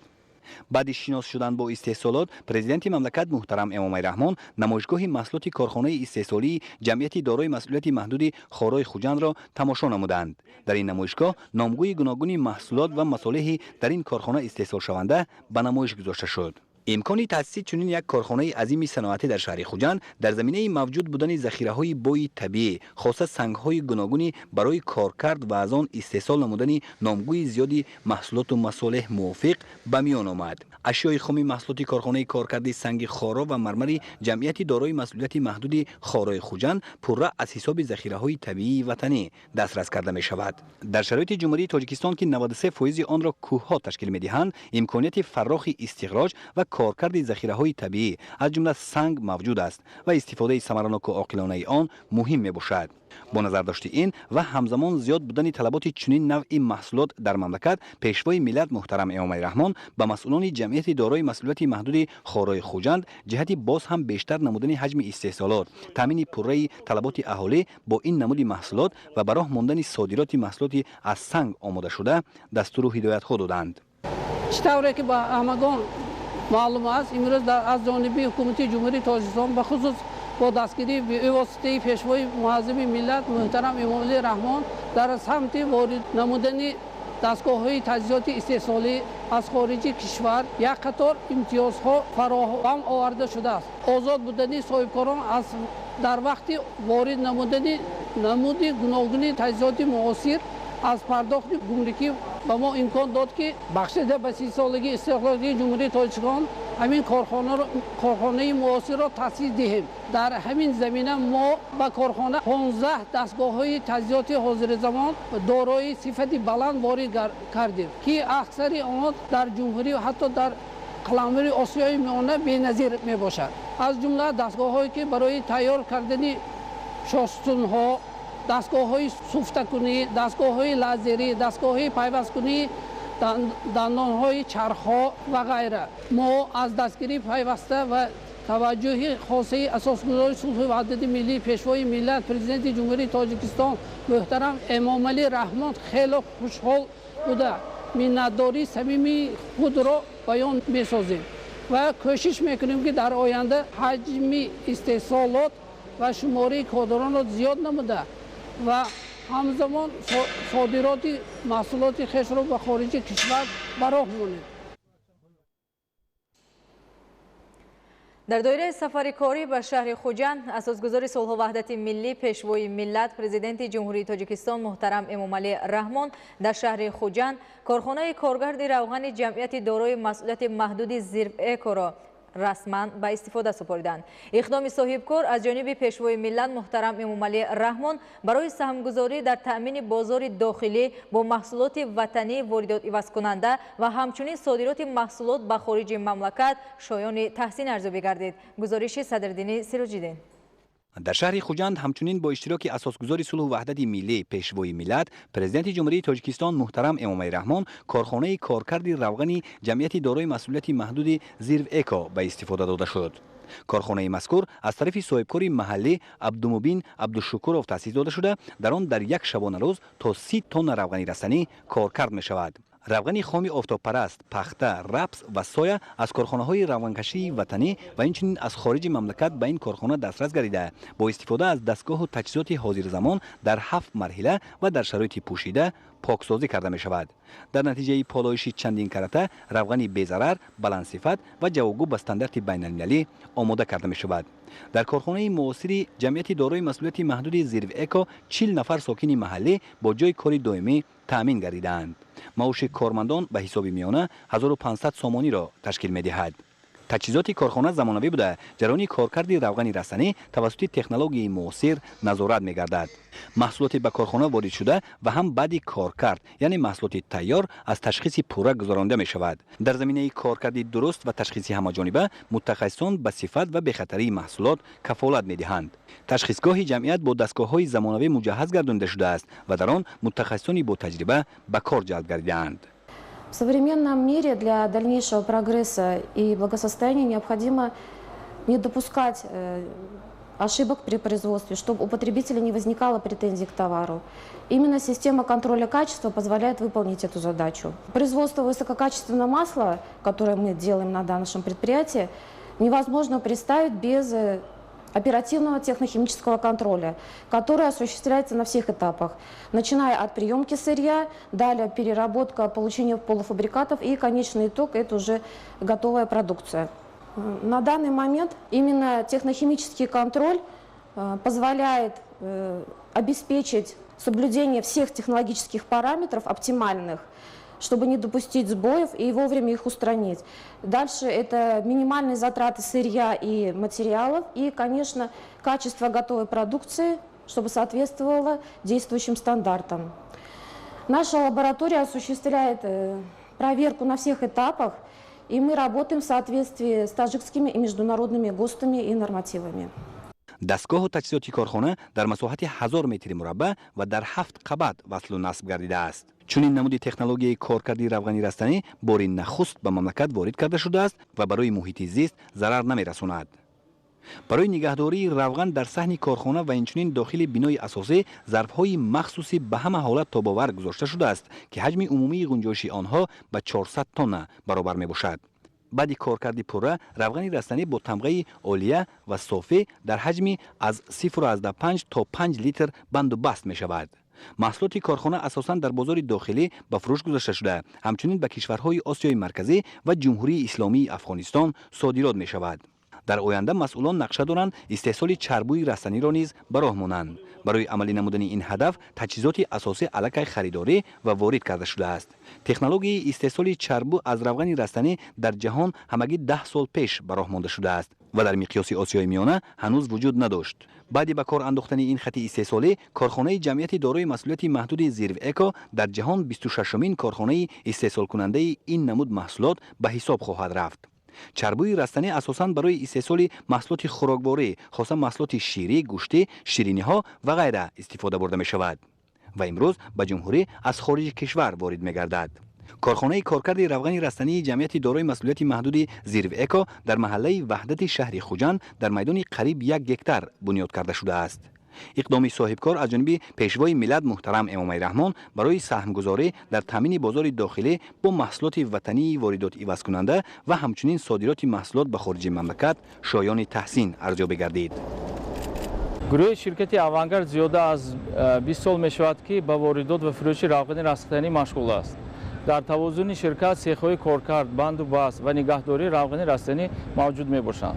عین زمان ما شرکت زیرو اکا را تأسیس دادیم که در عملی سازی هدف استراتژی حکومت جمهوری تاجیکستان تامین امنیت عضوقواری زمینه استوار می‌گذارد. این امکانیت در زمینه فضای مساعد سرمایه‌گذاری مملکت به دست آمد. محض در زمینه اعلان گردیدن مراتوری داومی 3 سالی من بعد و آزاد بودن صاحبکاران در وقت وارد نمودن دستگاه تجهیزات استحصالی از پرداخت انداز و باج گمرکی در تأسیس چنین یک کارخانه عظیم صنعتی زمینه گذاشت.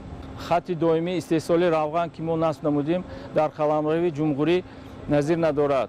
محصولاتی که در کارخانه ما استحصال می‌گردد صفتی بلند داشته دارای سرتیفیکاتی بین‌المللی میباشد. برای دستگیری‌های پیوسته و توجه مخصوص ظاهر نمودن پیشوای ملت محترم امامعلی رحمان به رشد بخش خصوصی منتداری خیش را بیان میکنیم و با کوشش به خرج میدهیم که دستور و مصلحت‌های سروری دولت را سرمشق کار خود قرار دهیم.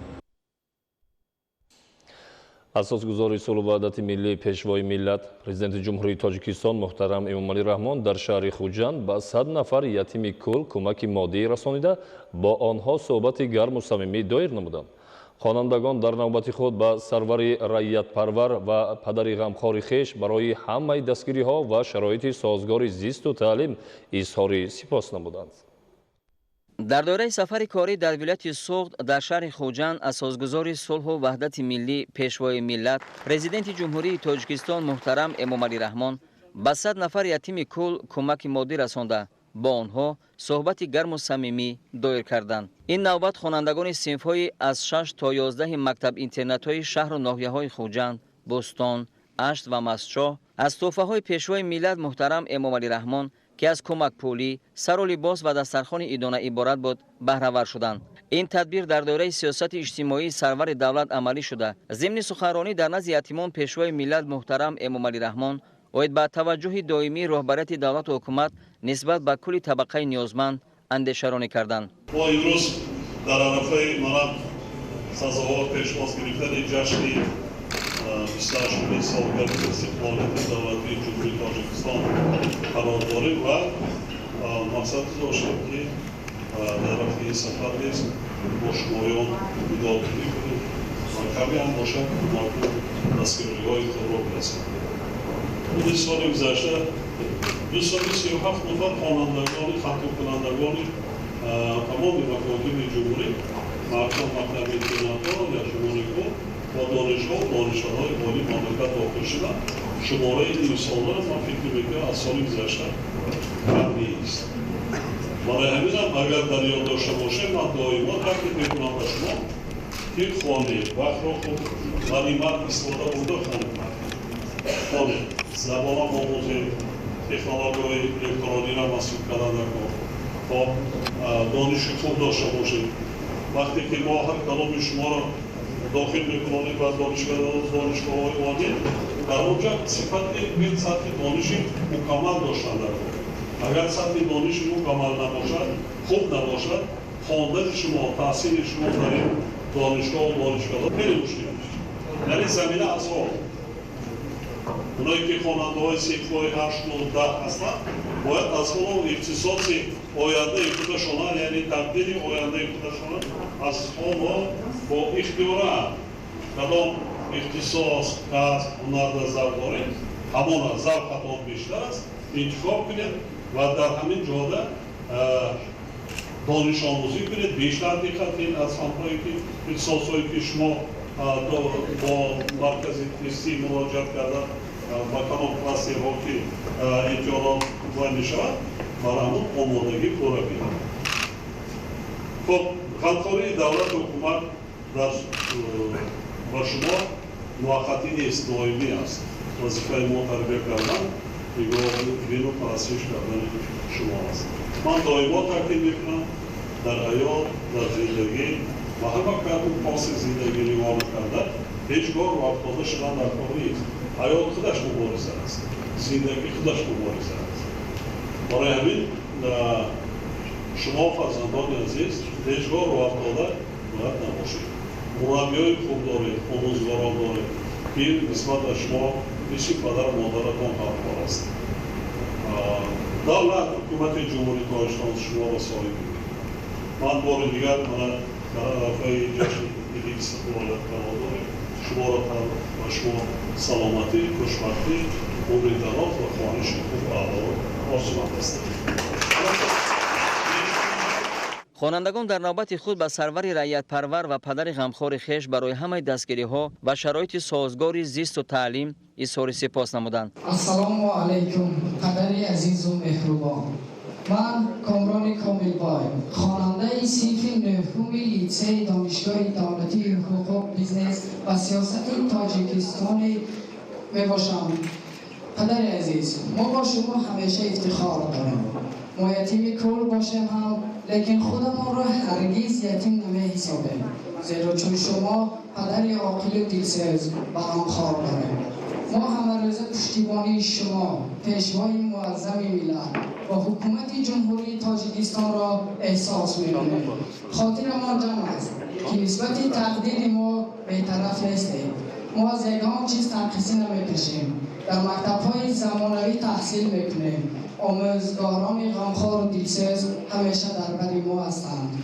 ما افتخار از آن داریم که پیشوای ملت یتیم پرور داریم. جواباً با غمخوری‌های پیوسته شما وعده می‌دهیم که با بهای خوب و اعلی تحصیل نموده دارای انتظام و اخلاق نمونوی می‌گردیم. وطن ما تاجیکستان عزیز را دوست داشته بهر خدمتش همیشه آماده هستیم. ای سرور غمخوار ما، ای فیض عمر کار ما، خورشید دولتیار ما، فرخنده باشید دائما. سری بالای ملت پیشوای ماست، دلی زیبای ملت پیشوای ماست. نشانی جاویدان او از نیاگان است، ولی فردای ملت پیشوای ماست. السلام علیکم پدر عزیز و مهربان.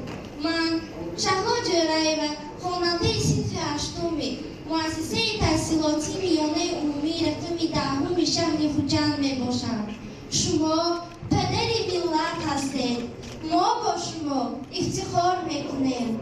من میnnetدارم که دولت و حکومت و البته با شرافت زحمتی سازنده و تشبسهای انسان دوستانه شما جناب عالی است که پیوسته نسبت ما ظاهر میکنه.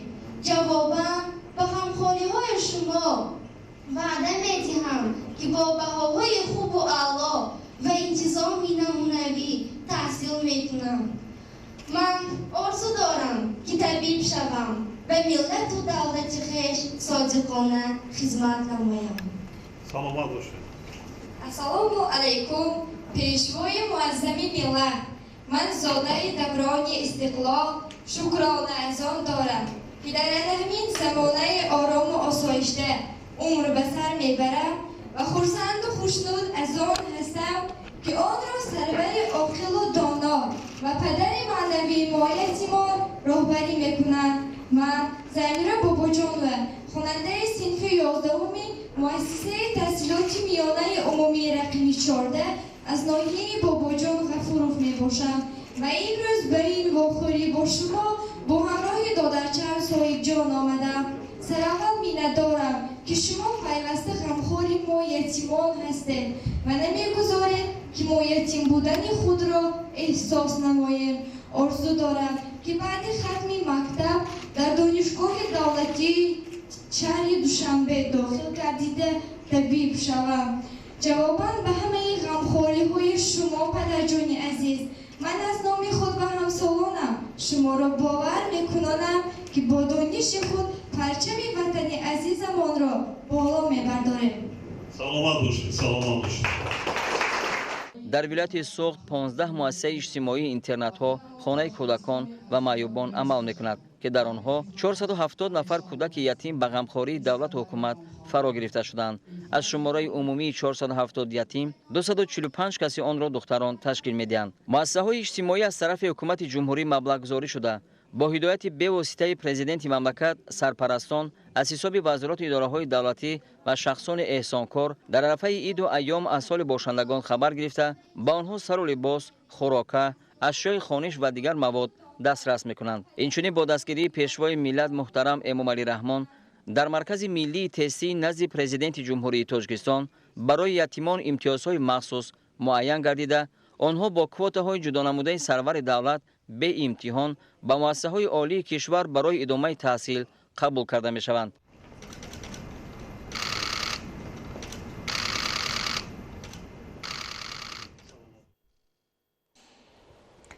امروز همچنین در دایره سفر کاری اساسگذار صلح و وحدت ملی پیشوای ملت پرزیدنت جمهوری تاجیکستان محترم امامعلی رحمان به شهر خوجند علاوه چند انشاءات تعیینات گوناگون مورد بهره برداری قرار داده شد. از جمله میدانچه ورزشی، حوزه شناوری و بینای علاوگی شعبه وزارت کارهای داخلی در شهر خوجند به استفاده سپرده شدند که شرایط مساعد کار و خدمت رسانی در آنها موجود است. گزارش خبرنگاران ما. در دایره سفر کاری اساسگذار صلح و وحدت ملی پیشوای ملت محترم امامعلی رحمان به شهر خوجند بینای شعبه‌چه تفتیشاتی شعبه وزارت کارهای داخلی در شهر خوجند مورد بهره برداری قرار داده شد. انشاءات مذکور بخشیده به 30 سالگی استقلالیت دولتی تاجیکستان با تشبث وزارت کارهای داخلی و مقامات اجرایی حاکمیت دولتی شهر خوجند با خرج نزدیک 3 میلیون سومانی بنیاد گردیده است. این بینای نو از 10 اتاق‌های کاری بر هوا برای کارمندان مقامات میلیسیا، مجلسگاه، تالار ورزشی، تالار برای مشق تیرپرانی و دیگر انشاءات یاررسان عبارت میباشد. پیش از همه عرض سپاس و مینتداری هیئت شخصی شعبه وزارت کارهای داخلی جمهوری تاجیکستان در شهر خوجند را و پیشوای معظم ملت اساسگذار صلح و وحدت ملی پرزیدنت جمهوری تاجیکستان محترم امامعلی رحمان میرسانم که و ما مفصلان شعبه تفتیشات چنین یک شرایط کاری خوب فراهم آوردند که این ما را وادار می‌سازد که اجرای وظیفه‌های خویش را باز هم بیشتر و خوبتر به راه مانیم. بعدی به استفاده داده شدن بینای علاوگی ماموری شعبه‌چی تفتیشات شرایط کاری مفتشان باز هم خوبتر و بهتر گشته است، چون که هر یک مفتش با اتاق کاری علاوه با تکنیک‌های زمانوی مجهز تجهیزانیده شدند و شرایط کاری خوبی باز هم بهتر گشته و شرایط کاری فراهم آورده شد. ضمن صحبت با هیئت شخصی شعبه وزارت کارهای داخلی در شهر خوجند از غمخوری‌های پیوسته پیشوای معظم ملت محترم امامعلی رحمان نسبت کارمندان مقامات حفظ حقوق از جمله میلیسیا یادآوری نموده افتتاح بینای نوبنیاد را تحفه ارزنده سرور دولت در عرفه 28مین سالگرد استقلالیت دولتی تاجیکستان مهم ارزیابی نمودند. گفته شد که در جواب به چنین دستگیری‌های دولت و حکومت تاجیکستان کارمندان مقامات میلیسیا صافدلانه مهنت نموده در سمت حفظ منفعت دولت و ملت، ولایت قانون و پیشگیری همه گونه ظهورات‌های نامطلوب باید حصه ارزنده گذارند. معلومات داده شد که در این تالار برای مشغول شدن به مشغولیت‌های ورزشی شرایط ضروری فراهم آورده شده است. من بعد کارمندان مقامات میلیسیا برای چست و چالاکی و حفظ سلامتیشان پیوسته در اینجا به ورزش مشغول خواهند شد، زیرا سلامتی عامل اساسی نائل گردیدن به موفقیت‌ها میباشد. قابل قید است که در دایره سفر کاری اساسگذار صلح و وحدت ملی پیشوای ملت محترم امامعلی رحمان به ولایت سوخت 6 انشاءات نو برای کارمندان مقامات میلیسیا ساخته به استفاده داده شد. با بهتر شدن شرایط کار و فعالیت این حامیان حفظ حقوق برای باز هم نظررس نمودن نتیجه فعالیت کوشش به خرج خواهند داد. مورد به ذکر است که انشاءات مذکور به سیستم یگانه گرمیدهی پیوست بوده جوابگو به طلبات زمان امروز بنیاد شده است. همزمان گروه مهمانان از تالار آثارخانه و کتابخانه هیئت شخصی شعبه وزارت کارهای داخلی جمهوری تاجیکستان در شهر خوجند دیدن نموده اظهار امید کردند که کارمندان مقامات میلیسیا با استفاده از شرایط و امکانات موجوده دانش و ملکه خود را باز هم سایقل می‌دهند و در تطبیق سیاست پیشگرفته پیشوای معظم ملت محترم امامعلی رحمان سهم خود را خواهند گذاشت. به استقبال 30 سالگی استقلالیت دولتی جمهوری تاجیکستان در تمام گوشه و شهر و ناحیه‌های ولایت سوخت عموما در جمهوری چنین کارهای آبادانی و سازندگی با وسعت ادامه دارد. ما کارمندان مقامات میلیسیا توجه و دستگیری‌های اساسگذار صلح و وحدت ملی پیشوای ملت پرزیدنت جمهوری تاجیکستان محترم امامعلی رحمان را احساس می‌نماییم. همین بود که امروز کارمندان شعبه‌چی تفتیشاتی شعبه وزارت کارهای داخلی جمهوری تاجیکستان در شهر خوجند میسر گردید که صاحب بینای نوی زمانوی شوند. ضمن افتتاح انشاءات مذکور قید گردید که تا جشن 30 سالگی استقلالیت دولتی جمهوری تاجیکستان با دستگیری مقامات اجرایی حاکمیت دولتی ولایت سوخت انشاءات نو همچون بینای اساسی شعبه وزارت کارهای داخلی در شهر خوجند ساخته به استفاده داده می شود. افتتاح شعبه‌چه تفتیشاتی برای کارمندان شعبه وزارت کارهای داخلی جمهوری تاجیکستان در شهر خوجند در عرفه جشن 28مین سالگرد استقلالیت دولتی تحفه بی‌نظیر دانسته شد.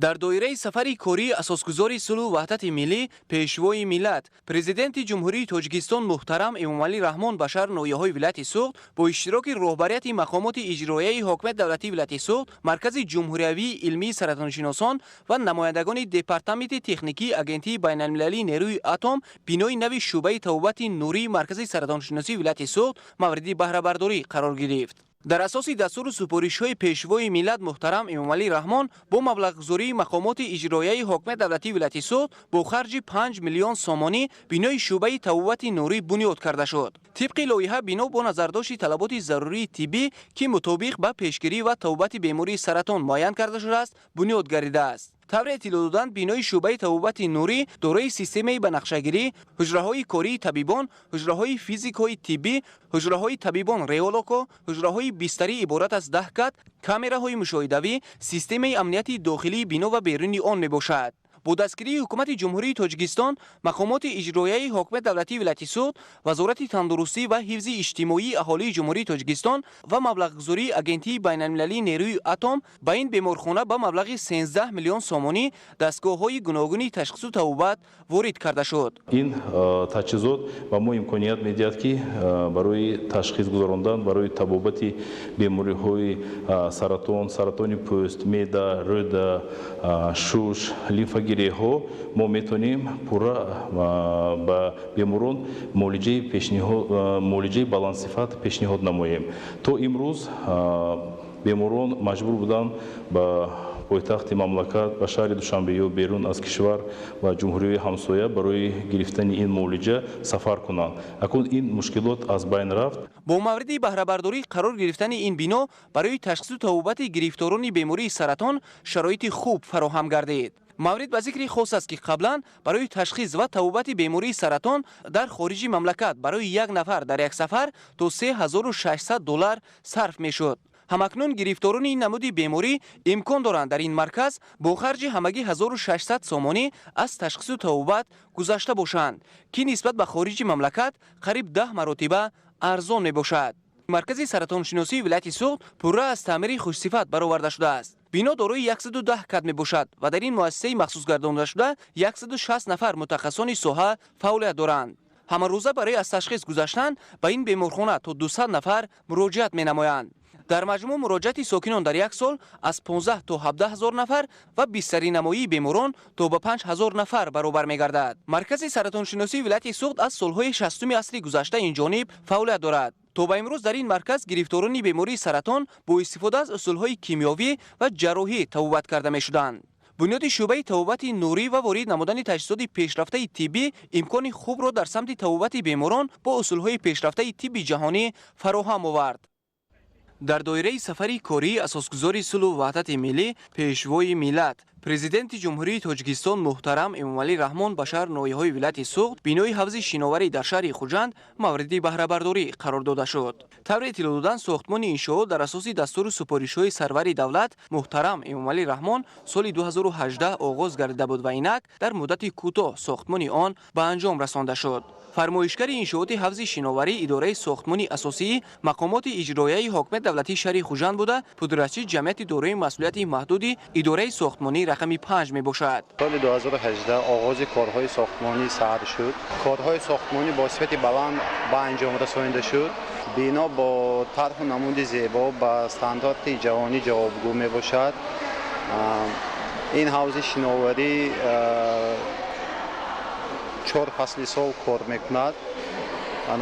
از دو حوض عبارت می باشد. یک حوض کودکانه، یک حوض کلانسالان. رحمت به پیشوای ملت محترم پرزیدنت جمهوری تاجیکستان امامعلی رحمان با تشبث آن کس چنین بناها بنیاد می‌گردد. انشاءات با خرج 7 میلیون سومانی با نظرداشت طلبات ضروری بنیاد کرده شده است. بنا دارای 2 حوض شناوری، حجره‌ها برای عوض سر و لباس دختران و پسران، حمام، حجره‌های کاری، نقطه طبی و تالار مشق برای دوستداران نماد ورزشی کراته‌دو جندوکان میباشد. ضمن شناسایی تاکید گردید که واقعا در زمان صاحب استقلالی مملکت ساحه‌های ورزش و تربیت جسمانی در کشور رشد کرده برای مشغول شدن به مشق و تمرین و اشتراک ورزشکاران در مسابقه‌های سطح بین‌المللی تمام شرایط‌های ضروری فراهم آورده شد. ما ساکنان شهر خوجند خوشنود و خوشحال از آن هستیم که امروز کارهای سازندگی و آبادانی در شهر خوجند با مرام پیشرفت ایستاده است و این تحفه ارزنده می باشد به استقبال 28مین سالگرد استقلالیت دولتی جمهوری تاجیکستان که امروز حوض شناوری برای ساکنان شهر خوجند به استفاده داده شد. جوانان و ساکنان شهر خوجند از حوض شناوری استفاده میبرند و این برای سلامتی آنها فایده کلان دارد. مورد به ذکر خاص است که انشاءات مذکور دومین حوض بالا پوشیده شناوری در شهر خوجند می باشد. گرمیدهی بنا نیز با طلبات زمان معاصر مطابق کرده شده است و حرارت آن در فصل سرما با 3 نمود گرمیدهی معتدل نگاه داشته می شود. یعنی در اینجا دوستداران شناوری می توانند در 4 فصل سال با ورزش مشغول شوند. برای عوض و نگاه داشتن حرارت آب حوض سیستم مخصوص عمل می کند. این زمان در طولوری مشقی کاراتیدو جوندوکان جوانان با این نمودی ورزش مشغول می باشند. باید گفت که در وقت کارهای ساختمانی 50 نفر ساکنان با جای کاری دائمی تامین بودند و پس از مورد بهره برداری قرار گرفتن 20 نفر به کار جلب گردیدند. ما ورزشکاران مربیان امروزها خیلی خرسند می باشیم که با دستگیری اساسگذار صلح و وحدت ملی پیشوای ملت پرزیدنت جمهوری تاجیکستان محترم امامعلی رحمان و با دستگیری مقامات اجرایی حاکمیت دولتی ولایت سوخت روز از روز میدانچه‌های ورزشی تالارهای ورزشی کشته به استفاده داده ایستاده‌اند. من امروز خیلی که شما می‌بینید در شهر خوجند باز یک تالار ورزشی و یک حوض شناوری که جوابگو به استاندارد بین‌الخلقی میباشد به ما ساخته به استفاده دادند. در اینجا میتوانند جوانان نورسان آمده به نمود ورزشی کاراتیدو و حوض شناوری آمده مشق و تمرین نمایند. اطراف حوض شناوری در مساحت 800 متر مربع سفالک‌پوش و 900 متر مربع منفرش کرده شده است. این همه تشبس‌های سازنده در دایره کارهای آبادانی با استقبال جشن فرخنده کشور 30 سالگی استقلالیت دولتی جمهوری تاجیکستان و دستور هدایت‌های سرور دولت محترم امامعلی رحمان روی دست گرفته شده است. در مجموع تا جشن 30 سالگی استقلالیت در شهر خوجند بیش از 500 انشاءات بنیاد و به استفاده داده خواهد شد. در دایره سفری کاری اساسگذاری صلح و وحدت ملی پیشوای ملت پرزیدنت کشور محترم امامعلی رحمان با شهر و ناحیه‌های ولایت سوخت امروز در مرکز ولایت شهر خوجند یک مجمع ورزشی با شکوه دانشگاه دولتی حقوق بیزنس و سیاست تاجیکستان در ولایت مورد بهره برداری قرار گرفت. اهل جامعه ولایت سوخت با شکرگزاری از استقلالیت دولتی، فضای صلح و آرامی، پشتیبانی از سیاست سازندگی حکومت جمهوری بهر اجرای دستور و هدایت‌های پیشوای ملت پرزیدنت کشور محترم امامعلی رحمان با روحیه باز هم رشد و شکوفایی آینده کارهای سازندگی و بنیادکاری را وسعت می‌دهند. الحال در ولایت سوخت از جمله مرکزی ولایت شهر خوجند بنیاد انشاءات زمانوی در همه ساحه‌ها جریان دارد. بنیاد میدان و میدانچه ها، تالار و انشاءات ورزشی از جمله تدبیرهای بنیادکاری است که با استقبال سزاوار از جشن فرخنده ملت 30 سالگی استقلالیت دولتی عملی می شود. طور پیشوای ملت پرزیدنت کشور محترم امامعلی رحمان تاکید می نمایند ورزش عامل توانای تحکیم دوستی و همکاری خلق و دولت ها می باشد. باعث افتخار است که توجه دولت و حکومت به این ساحه بیشتر و در این زمینه دستاوردهای ورزشگران ولایت سوخت در مسابقه های سطح منطقوی و جهانی می افزاید. تاکید به مورد است که تنها در 2 سال اخیر در شهر ناحیه‌های ولایت سوخت بیش از 360 انشاءات ورزشی زمانوی از جمله قصر ورزش با 3000 جای نشست، ورزشگاه‌ها، تالارهای ورزشی، حوض‌های شناوری و میدانچه‌های ورزشی قامت افراخته در خود را به دوستداران ساحه ورزش باز نمودند. این همه شرایط‌های مساعد برای تامین عمومیت ورزش، جلب جوانان و نورسان به تربیت جسمانی و ورزش، آماده نمودن ورزشگران کسبی و در مجموع برای ترغیب طرز حیات سالم نگرانیده شده است. تالار برهوا با طرحی زیبا و زمانوی عبارت از 2 آشیانه با تمام شرایط مشق و تمرین بنیاد یافته است. در تالار برای آب و تاب بدن، بازی‌های والیبال، فوتبال، بسکتبال، گندبال شرایط مهیا گردیده است. همچنین در آشیانه دوم تنیس روی میزی گذاشته شده، تالار خرد فیتنس با لوازمات ورزشی مجهز گردانده شده است. ما آموزگاران نیز به نهایت از این اقدام پیشوای معظم ملت خرسند بوده.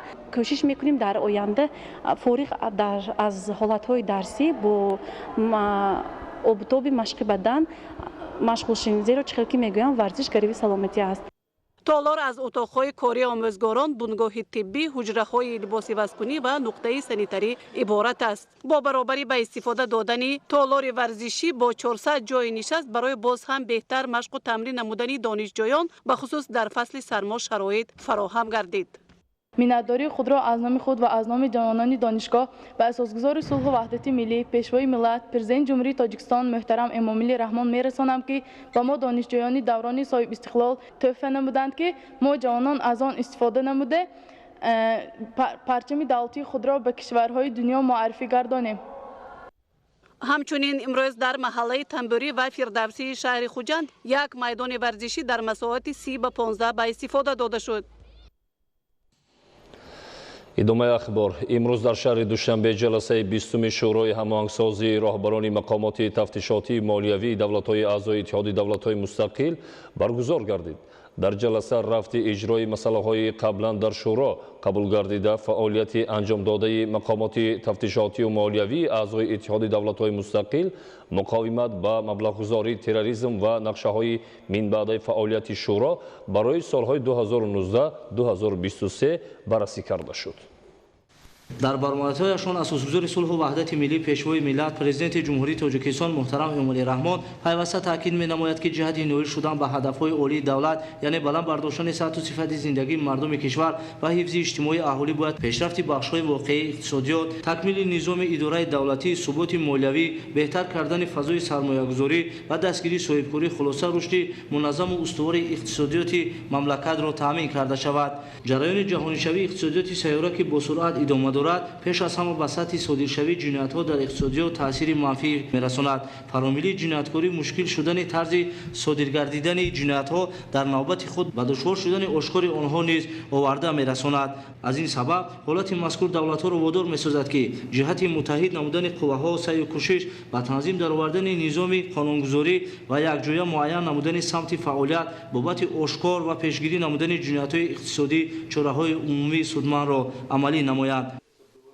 сатҳи зиёд гардидани ҷиноятҳо умуман дар дунё аз он ҷумла дар ҷумҳурии тоҷикистон ҳамаи давлатҳоро водор месозад ки якҷоя дар ин масъала мубориза баранд ва тамоми саъю кӯшиши худро дар ин масъала ҳамоҳанг созанд ва аз ин лиҳоз тибқи нақша дар ҷумҳурии тоҷикистон низ чунин ҷаласа байни давлатҳои иттиҳоди давлатҳои мустақил дар назар дошта шудааст ва имрӯз ҳамаи мо шоҳиди он ҳастем ки дар шаҳри душанбе ҷаласаи 20-уми ин шӯро баргузор мегардад ва аллакай ҳамаи масъало мавриди баррасӣ қарор гирифтанд ва имрӯз пеш аз ҳама дар ин ҷаласа масъалаи роҳбарии шӯро он масъалае ки вобаста ба фаъолияти шӯро яъне вобаста ба ҳамкории байни давлатҳо дар самти мубориза бо ҷиноятҳои иқтисодӣ баррасӣ гардиданд. аз ҷумла вазифаҳои шӯрои ҳамоҳангсозии роҳбарони мақомоти тафтиши молиявии давлатҳои иттиҳоди давлатҳои мустақил низ ҳамин мебошад ки шӯро масъалаҳои мубориза ба ҷиноятҳои иқтисодиро ҳамоҳанг сохта дар ин асос таклифу пешниҳодҳои худро манзур намоянд. ҷаласаҳоро ташкил ва баргузор намуда экспертизаи ҳуқуқӣ гузаронидан ба лоиҳаҳои созишномаҳои байналмилалиро ҳамоҳангу мутобиқ созад. ҳамчунин ин шӯро фаъолияти якҷояи мақомотҳои молиявиро зимни тафтиши ҷиноятҳои иқтисодӣ ва масъалаҳои баргузории чорабинии оперативии ҷустуҷӯиро дар ин самт ташкил ва ҳамоҳанг месозанд. ҷумҳурии тоҷикистон низ ки аъзои иттиҳоди давлатҳои мустақил ба ҳисоб меравад ҳамзамон аъзои фаъоли шӯрои мазкур маҳсуб меёбад. бо ибтикори ҷумҳурии тоҷикистон ҷаласаи 20-уми шӯрои ҳамоҳангсозии роҳбарони мақомоти тафтиши молиявии иттиҳоди давлатҳои мустақил баргузор гардид. дар кори он роҳбарон ва намояндагони мақомотҳои тафтиши давлатҳои озарбойҷон, арманистон, беларусия, қирғизистон, федератсияи россия, ӯзбекистон, тоҷикистон, кумитаи иҷроияи иттиҳоди давлатҳои мустақил ва ҳамчунин мушоҳид аз давлати Латвия иштирок намуданд. дар ҷаласаи навбатии интихоби ҷумҳурии тоҷикистон ҳамчун раисикунандаи шӯро рафти иҷрои масъалаҳои қаблан дар шӯро қабул гардида доир ба фаъолияти анҷомдодаи мақомотҳои тафтишии молиявӣ минбаъдаи фаъолияти шӯро барои солҳои 2019-2023 ва дигар масъалаҳо баррасӣ шуданд. дар баргузор шудани чорабини мазкур аз он шаҳодат медиҳад ки ҷумҳурии тоҷикистон ҳамчун узви комилҳуқуқии ҷомеаи ҷаҳонӣ дар якҷоягӣ бо дигар давлатҳо бар зидди ҳама гуна ҷинояткорӣ аз он ҷумла ҷиноятҳои иқтисодӣ хусусияти ҳояти фаромилии мубориза беамон бурда ҷиҳати таъмини амнияти иқтисодии мамлакат ва пешгирӣ аз ҳама гуна ҷиноятҳои иқтисодии тадбирҳои амалӣ андешида мешавад. Аҳлиддин Нурло, Меҳрӯзи ҷумъа, Неқадами Нуралӣ барои барномаи ахбор. 20 августи соли ҷорӣ аз ҷониби Бонки Миллии Тоҷикистон бо мақсади коҳиш додани фишорҳои қурбӣ, таъсири хавфҳои асъорӣ ҷойдошта ва таъмини риояи меъёри байни қурби расмӣ ва қурби фурӯши доллари нақдии амрикоӣ, тасҳеҳ ё худ коррексияи яктарафаи қурби расмии сомонӣ нисбати доллари амрикоӣ анҷом дода шуд. Амали мазкур имкон медиҳад ки воридот ва интиқоли маблағҳо тавассути низоми бонкии кишвар бештар гардида, шаффофияти амалиётҳо бо мизоҷон таъмин карда шавад ва фаъолияти ҳаннотон дар бозорҳои ғайрибонкии нақдӣ маҳдуд гардад. Мутавозини қурби пули миллӣ ба зиёд шудани ҳаҷми содирот ва воридот мусоидат намуда, бевосита боиси афзудани буҷети давлатӣ низ мегардад. Ин тадбир дар низоми бонкии мамлакат таҷрибаи манфиатбахш арзёбӣ мегардад. дар ҳаҷми пурра қонеъ нагардани талаботи мизоҷон бо доллари иёлоти муттаҳидаи амрико аз ҷониби ташкилотҳои қарзӣ онҳоро маҷбур месозад ки ба мақсади нагирифтани зарар аз фаъолият ба бозори ғайрибонкӣ асъор рӯ оваранд. айни замон бинобар зиёд будани фарқият байни қурби расмӣ ва қурбҳои ғайрибонкӣ, аксари мизоҷон хоҳиши мубодила кардани маблағҳои асъорӣ дар суратҳисобҳои бонкӣ доштаи худро надоранд, ки ин боиси ғайрифаъол ва берун аз гардиш мондани ҳаҷми муайяни маблағҳои асъорӣ мегардад. аз ин рӯ Бонки Миллии Тоҷикистон дахолатҳои асъории худро тавассути татбиқи усулу воситаҳои иқтисодии бозоргонӣ, аз ҷумла бо истифода аз механизми мутамаркази хариду фурӯш ва барориши коғазҳои қиматнок анҷом дода, фаъолияти бозорро ба танзим медарорад. ба ин нигоҳ накарда фарқият аз меъёр зиёди қурби расмӣ ва қурби фурӯши доллари нақдии иёлоти муттаҳидаи амрико дар бозори ғайрибонкӣ боқӣ мондааст ва бинобар ин барои бартараф кардани он аз ҷониби Бонки Миллӣ чорабиниҳои зарурӣ роҳандозӣ карда шуд. иқтисодияти ҷумҳурии Тоҷикистон хусусияти хоси худро дорад. бинобар ҳамин Бонки Миллии Тоҷикистон сиёсати пулии қарзии худро дар ҳампайвастагӣ бо сиёсати фискалӣ ва сиёсати макроиқтисодии худ бо мақсади устувор нигоҳ доштани нишондиҳандаҳои макроиқтисодии кишвар ба роҳ мемонад. бо мақсади ҳарчи аз байн бурдани фарқияти байни қурби расмӣ ва қурби нақдии ғайрибонкӣ, Бонки Миллии Тоҷикистон тасмим гирифт ки дар таърихи 20 августи соли ҷорӣ тасҳеҳ, яъне баробаркунии қурбро ба роҳ монад.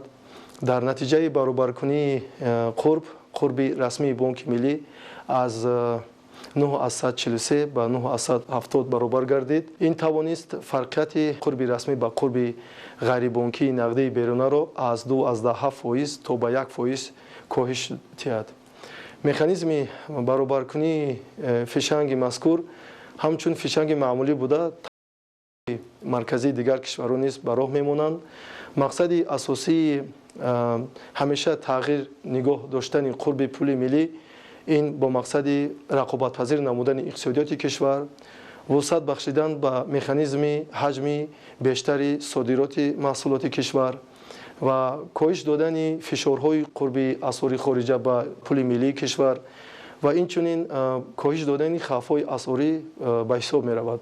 Бонки Миллии Тоҷикистон дар қатори чунин намуд иқдом инчунин аз механизмҳои фишангҳои муосири худ истифода бурда ҳаҷми муомилоти пулро ба танзим медарорад, аз ҷумла ба воситаи хариди фурӯши рубли русӣ дар бозори байнибонкӣ, ба воситаи инчунин ҷалб намудани амонатҳои шабонарӯзии овернайт бисёртар ҷалб мекунад ва инчунин дигар механизмҳо дар ҳолати зиёд будани лапишҳои қурбӣ мудохилаи асъориро дар бозори байнибонкӣ таъмин менамояд. аз ҳамаи он иқдомҳое ки имрӯз мо дар пеши худ гузоштем, мақсади асосии мо ин ҳарчи бештар баланд бардоштани эътимоднокӣ дар низоми кишвар аст ва мо аз тамоми аҳолии кишвар даъват ба амал меорем ки аз шахсоне ки шубҳанок ҳастанд, дар низоми бонкӣ фаъолият намекунанд ва худро ҳамчун шахсоне ки метавонанд ба мубодилаи асъор машғул ҳастанд муаррифӣ намоянд, аз чунин шахсҳо худдорӣ намуда бештар ба низоми бонкии кишвар майл кунанд ва аз хизматрасони низоми бонкӣ баҳравар шаванд. ба маълумоти тамоми аҳолӣ расонида мешавад ба инчунин мизоҷони бонкҳо ки фардо низ рӯзи шанбе ҳаст тамоми бонкҳои низоми кишвар тасмим гирифтанд ки фаъолияти худро баҳри беҳтар намудани хизматрасонӣ ва ҳарчи мӯътадил намудани фишорҳои қурбӣ фурӯши асъори хориҷӣ ва додани интиқолҳои маблағ ҳарчи бештар расонидани хизматрасонии бонкиро ба мардуми кишвар ба роҳ монанд. Барои ҳамин бори дигар даъват мекардем ки бо мақсади маърифати молиявӣ ва дастрасии молиявии кишвар ва беҳтар намудани маърифати молиявӣ мардум ҳарчи бештар хоҳиш мекунем ки бисёртар ба низоми бонкӣ ташриф оранд, аз хизматрасони низоми бонкӣ тибқи тартиб яъне ки баҳрабардорӣ кунанд. Барои он ки тамоми ҳуқуқи истеъмолкунандагонро низ мо дар доираи чунин намуд низом дар низоми бонкии кишвар пурра таъмин мекунем. Дар ҳолате ки агар ягон сатҳи хизматрасонӣ дар сатҳи дохилӣ агар таъмин карда нашавад, метавонад мизоҷои ин бонкҳо ба Бонки Миллии Тоҷикистон ба телефони боварии он муроҷиат намуда аз сатҳи хизматрасоние ки ба талаботи онҳо мувофиқ нест ба Бонки Миллии Тоҷикистон дар тамос бошанд. Дар охир ҳаминро гуфтанӣ ҳастам ки ҳадафи асосии гузаронидани таъсеҳ ин ҳар сол аз тарафи бонкҳои марказии дигар кишварҳо ба роҳ монда мешавад. Ин ҳамчун фишанге ки бо мақсади бештар таъмин намудани суботи молиявии кишвар, беҳтар намудани механизми рақобатпазирии кишвар, ҳарчи беҳтар намудани сатҳи хизматрасонии низоми бонкӣ ва инчунин бештар аз байн бурдани иқтисодиёти пинҳонӣ ва беҳтар намудани шаффофияти низоми бонкӣ ва ҳарчи бештар истифода бурдани амалиётҳои низоми бонкӣ дар кишвар ба ҳисоб меравад. бо роҳандозии иқдоми мазкур бонкҳо вазифадор карда шуданд ки шароит ва талаботи шахсони воқеӣ ва ҳуқуқиро барои хариду фурӯши асъори хориҷӣ қонеъ гардонанд. Бо назар доштин имрӯз бонкҳо аз ҷумла Бонки давлатии амонатгузорӣ Амонатбонк бо тамоми бахшҳои худ дар шаҳру ноҳияҳои кишвар бе мушкилот ба мардум асъори хориҷиро пешниҳод мекунанд. Ташкилотҳои қарзӣ пурра бо асъори хориҷӣ таъмин гашта истоданд. ҳамзамон аз ҷониби Амонатбонк ва тамоми филиалҳо ин асъори хориҷии нақдӣ дастрас гардидааст. тамоми шаҳрвандони кишвар метавонанд муроҷиат намоянд, озод асъори хориҷиро харидорӣ намоянд. ҳамзамон мизоҷони бонки ба воридоти молу маҳсулот машғул мебошанд, метавонанд муроҷиат намоянд, асъори хориҷии ғайринақдиро низ дастрас намоянд. банк пурра омода аст ки таъминоти мизоҷонро қонеъ гардонад.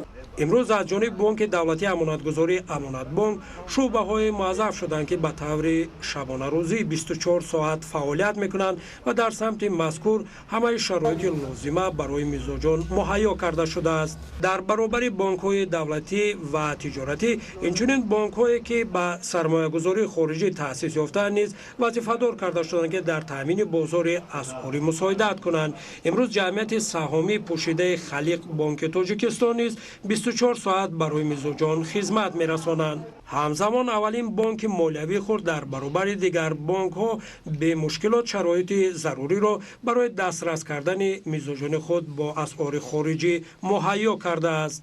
تغییر یافتن قرب اسعار نسبت پول ملی موقتی بوده با پیشنهاد اسعار خارجی توسط خدمترسانی بانکی معتدل شده ایستاده است. قید کردن ضرور است که اولین بانک مالیوی خرد اینچنین در شهر دوشنبه خدمترسانی مبادلوی و انتقال مبلغ را 24 ساعت به اهالی پیشنهاد کرده ایستاده است. باعث تذکر است که بانک ملی تاجیکستان با تمام مسئولیت وضعیت سیاست قربی را زیر مشاهده و تحلیل و نظارت قرار داده برای تامین کردن ثبات بازار داخلی اسعار و معتدل نگاه داشتن قرب پول ملی واسطه امکانات و ذخیره‌های ضروری را استفاده می‌برد. برنامه اخبار را ادامه می‌دهیم. در شهر دوشنبه مراسم رسمی افتتاح مسابقه بین المللی عاید به تنیس میدانی برای دریافت جام پرزیدنت جمهوری تاجیکستان در سال 2019 برگزار گردید. بار اول در چهاربینی مهم سال 2019 بهترین نورسی تا 17 ساله از 10 مملکت 5 قطعه سیاره اشتراک دارد. شرح بیشتری موضوع در گزارش رحمتشاه عابد و مهروز جمعه.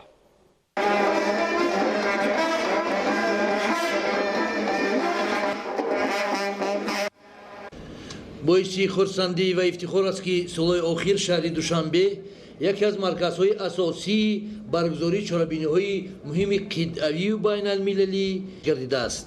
дар пойтахти ватанамон шаҳри зебои душанбе маросими расмии ифтитоҳи даҳумин мусобиқоти байналмилалӣ оид ба тенниси майдонӣ миёни наврасони то 17-сола барои дарёфти ҷоми президент ҷумҳурии Тоҷикистон дар соли 2019 баргузор гардид.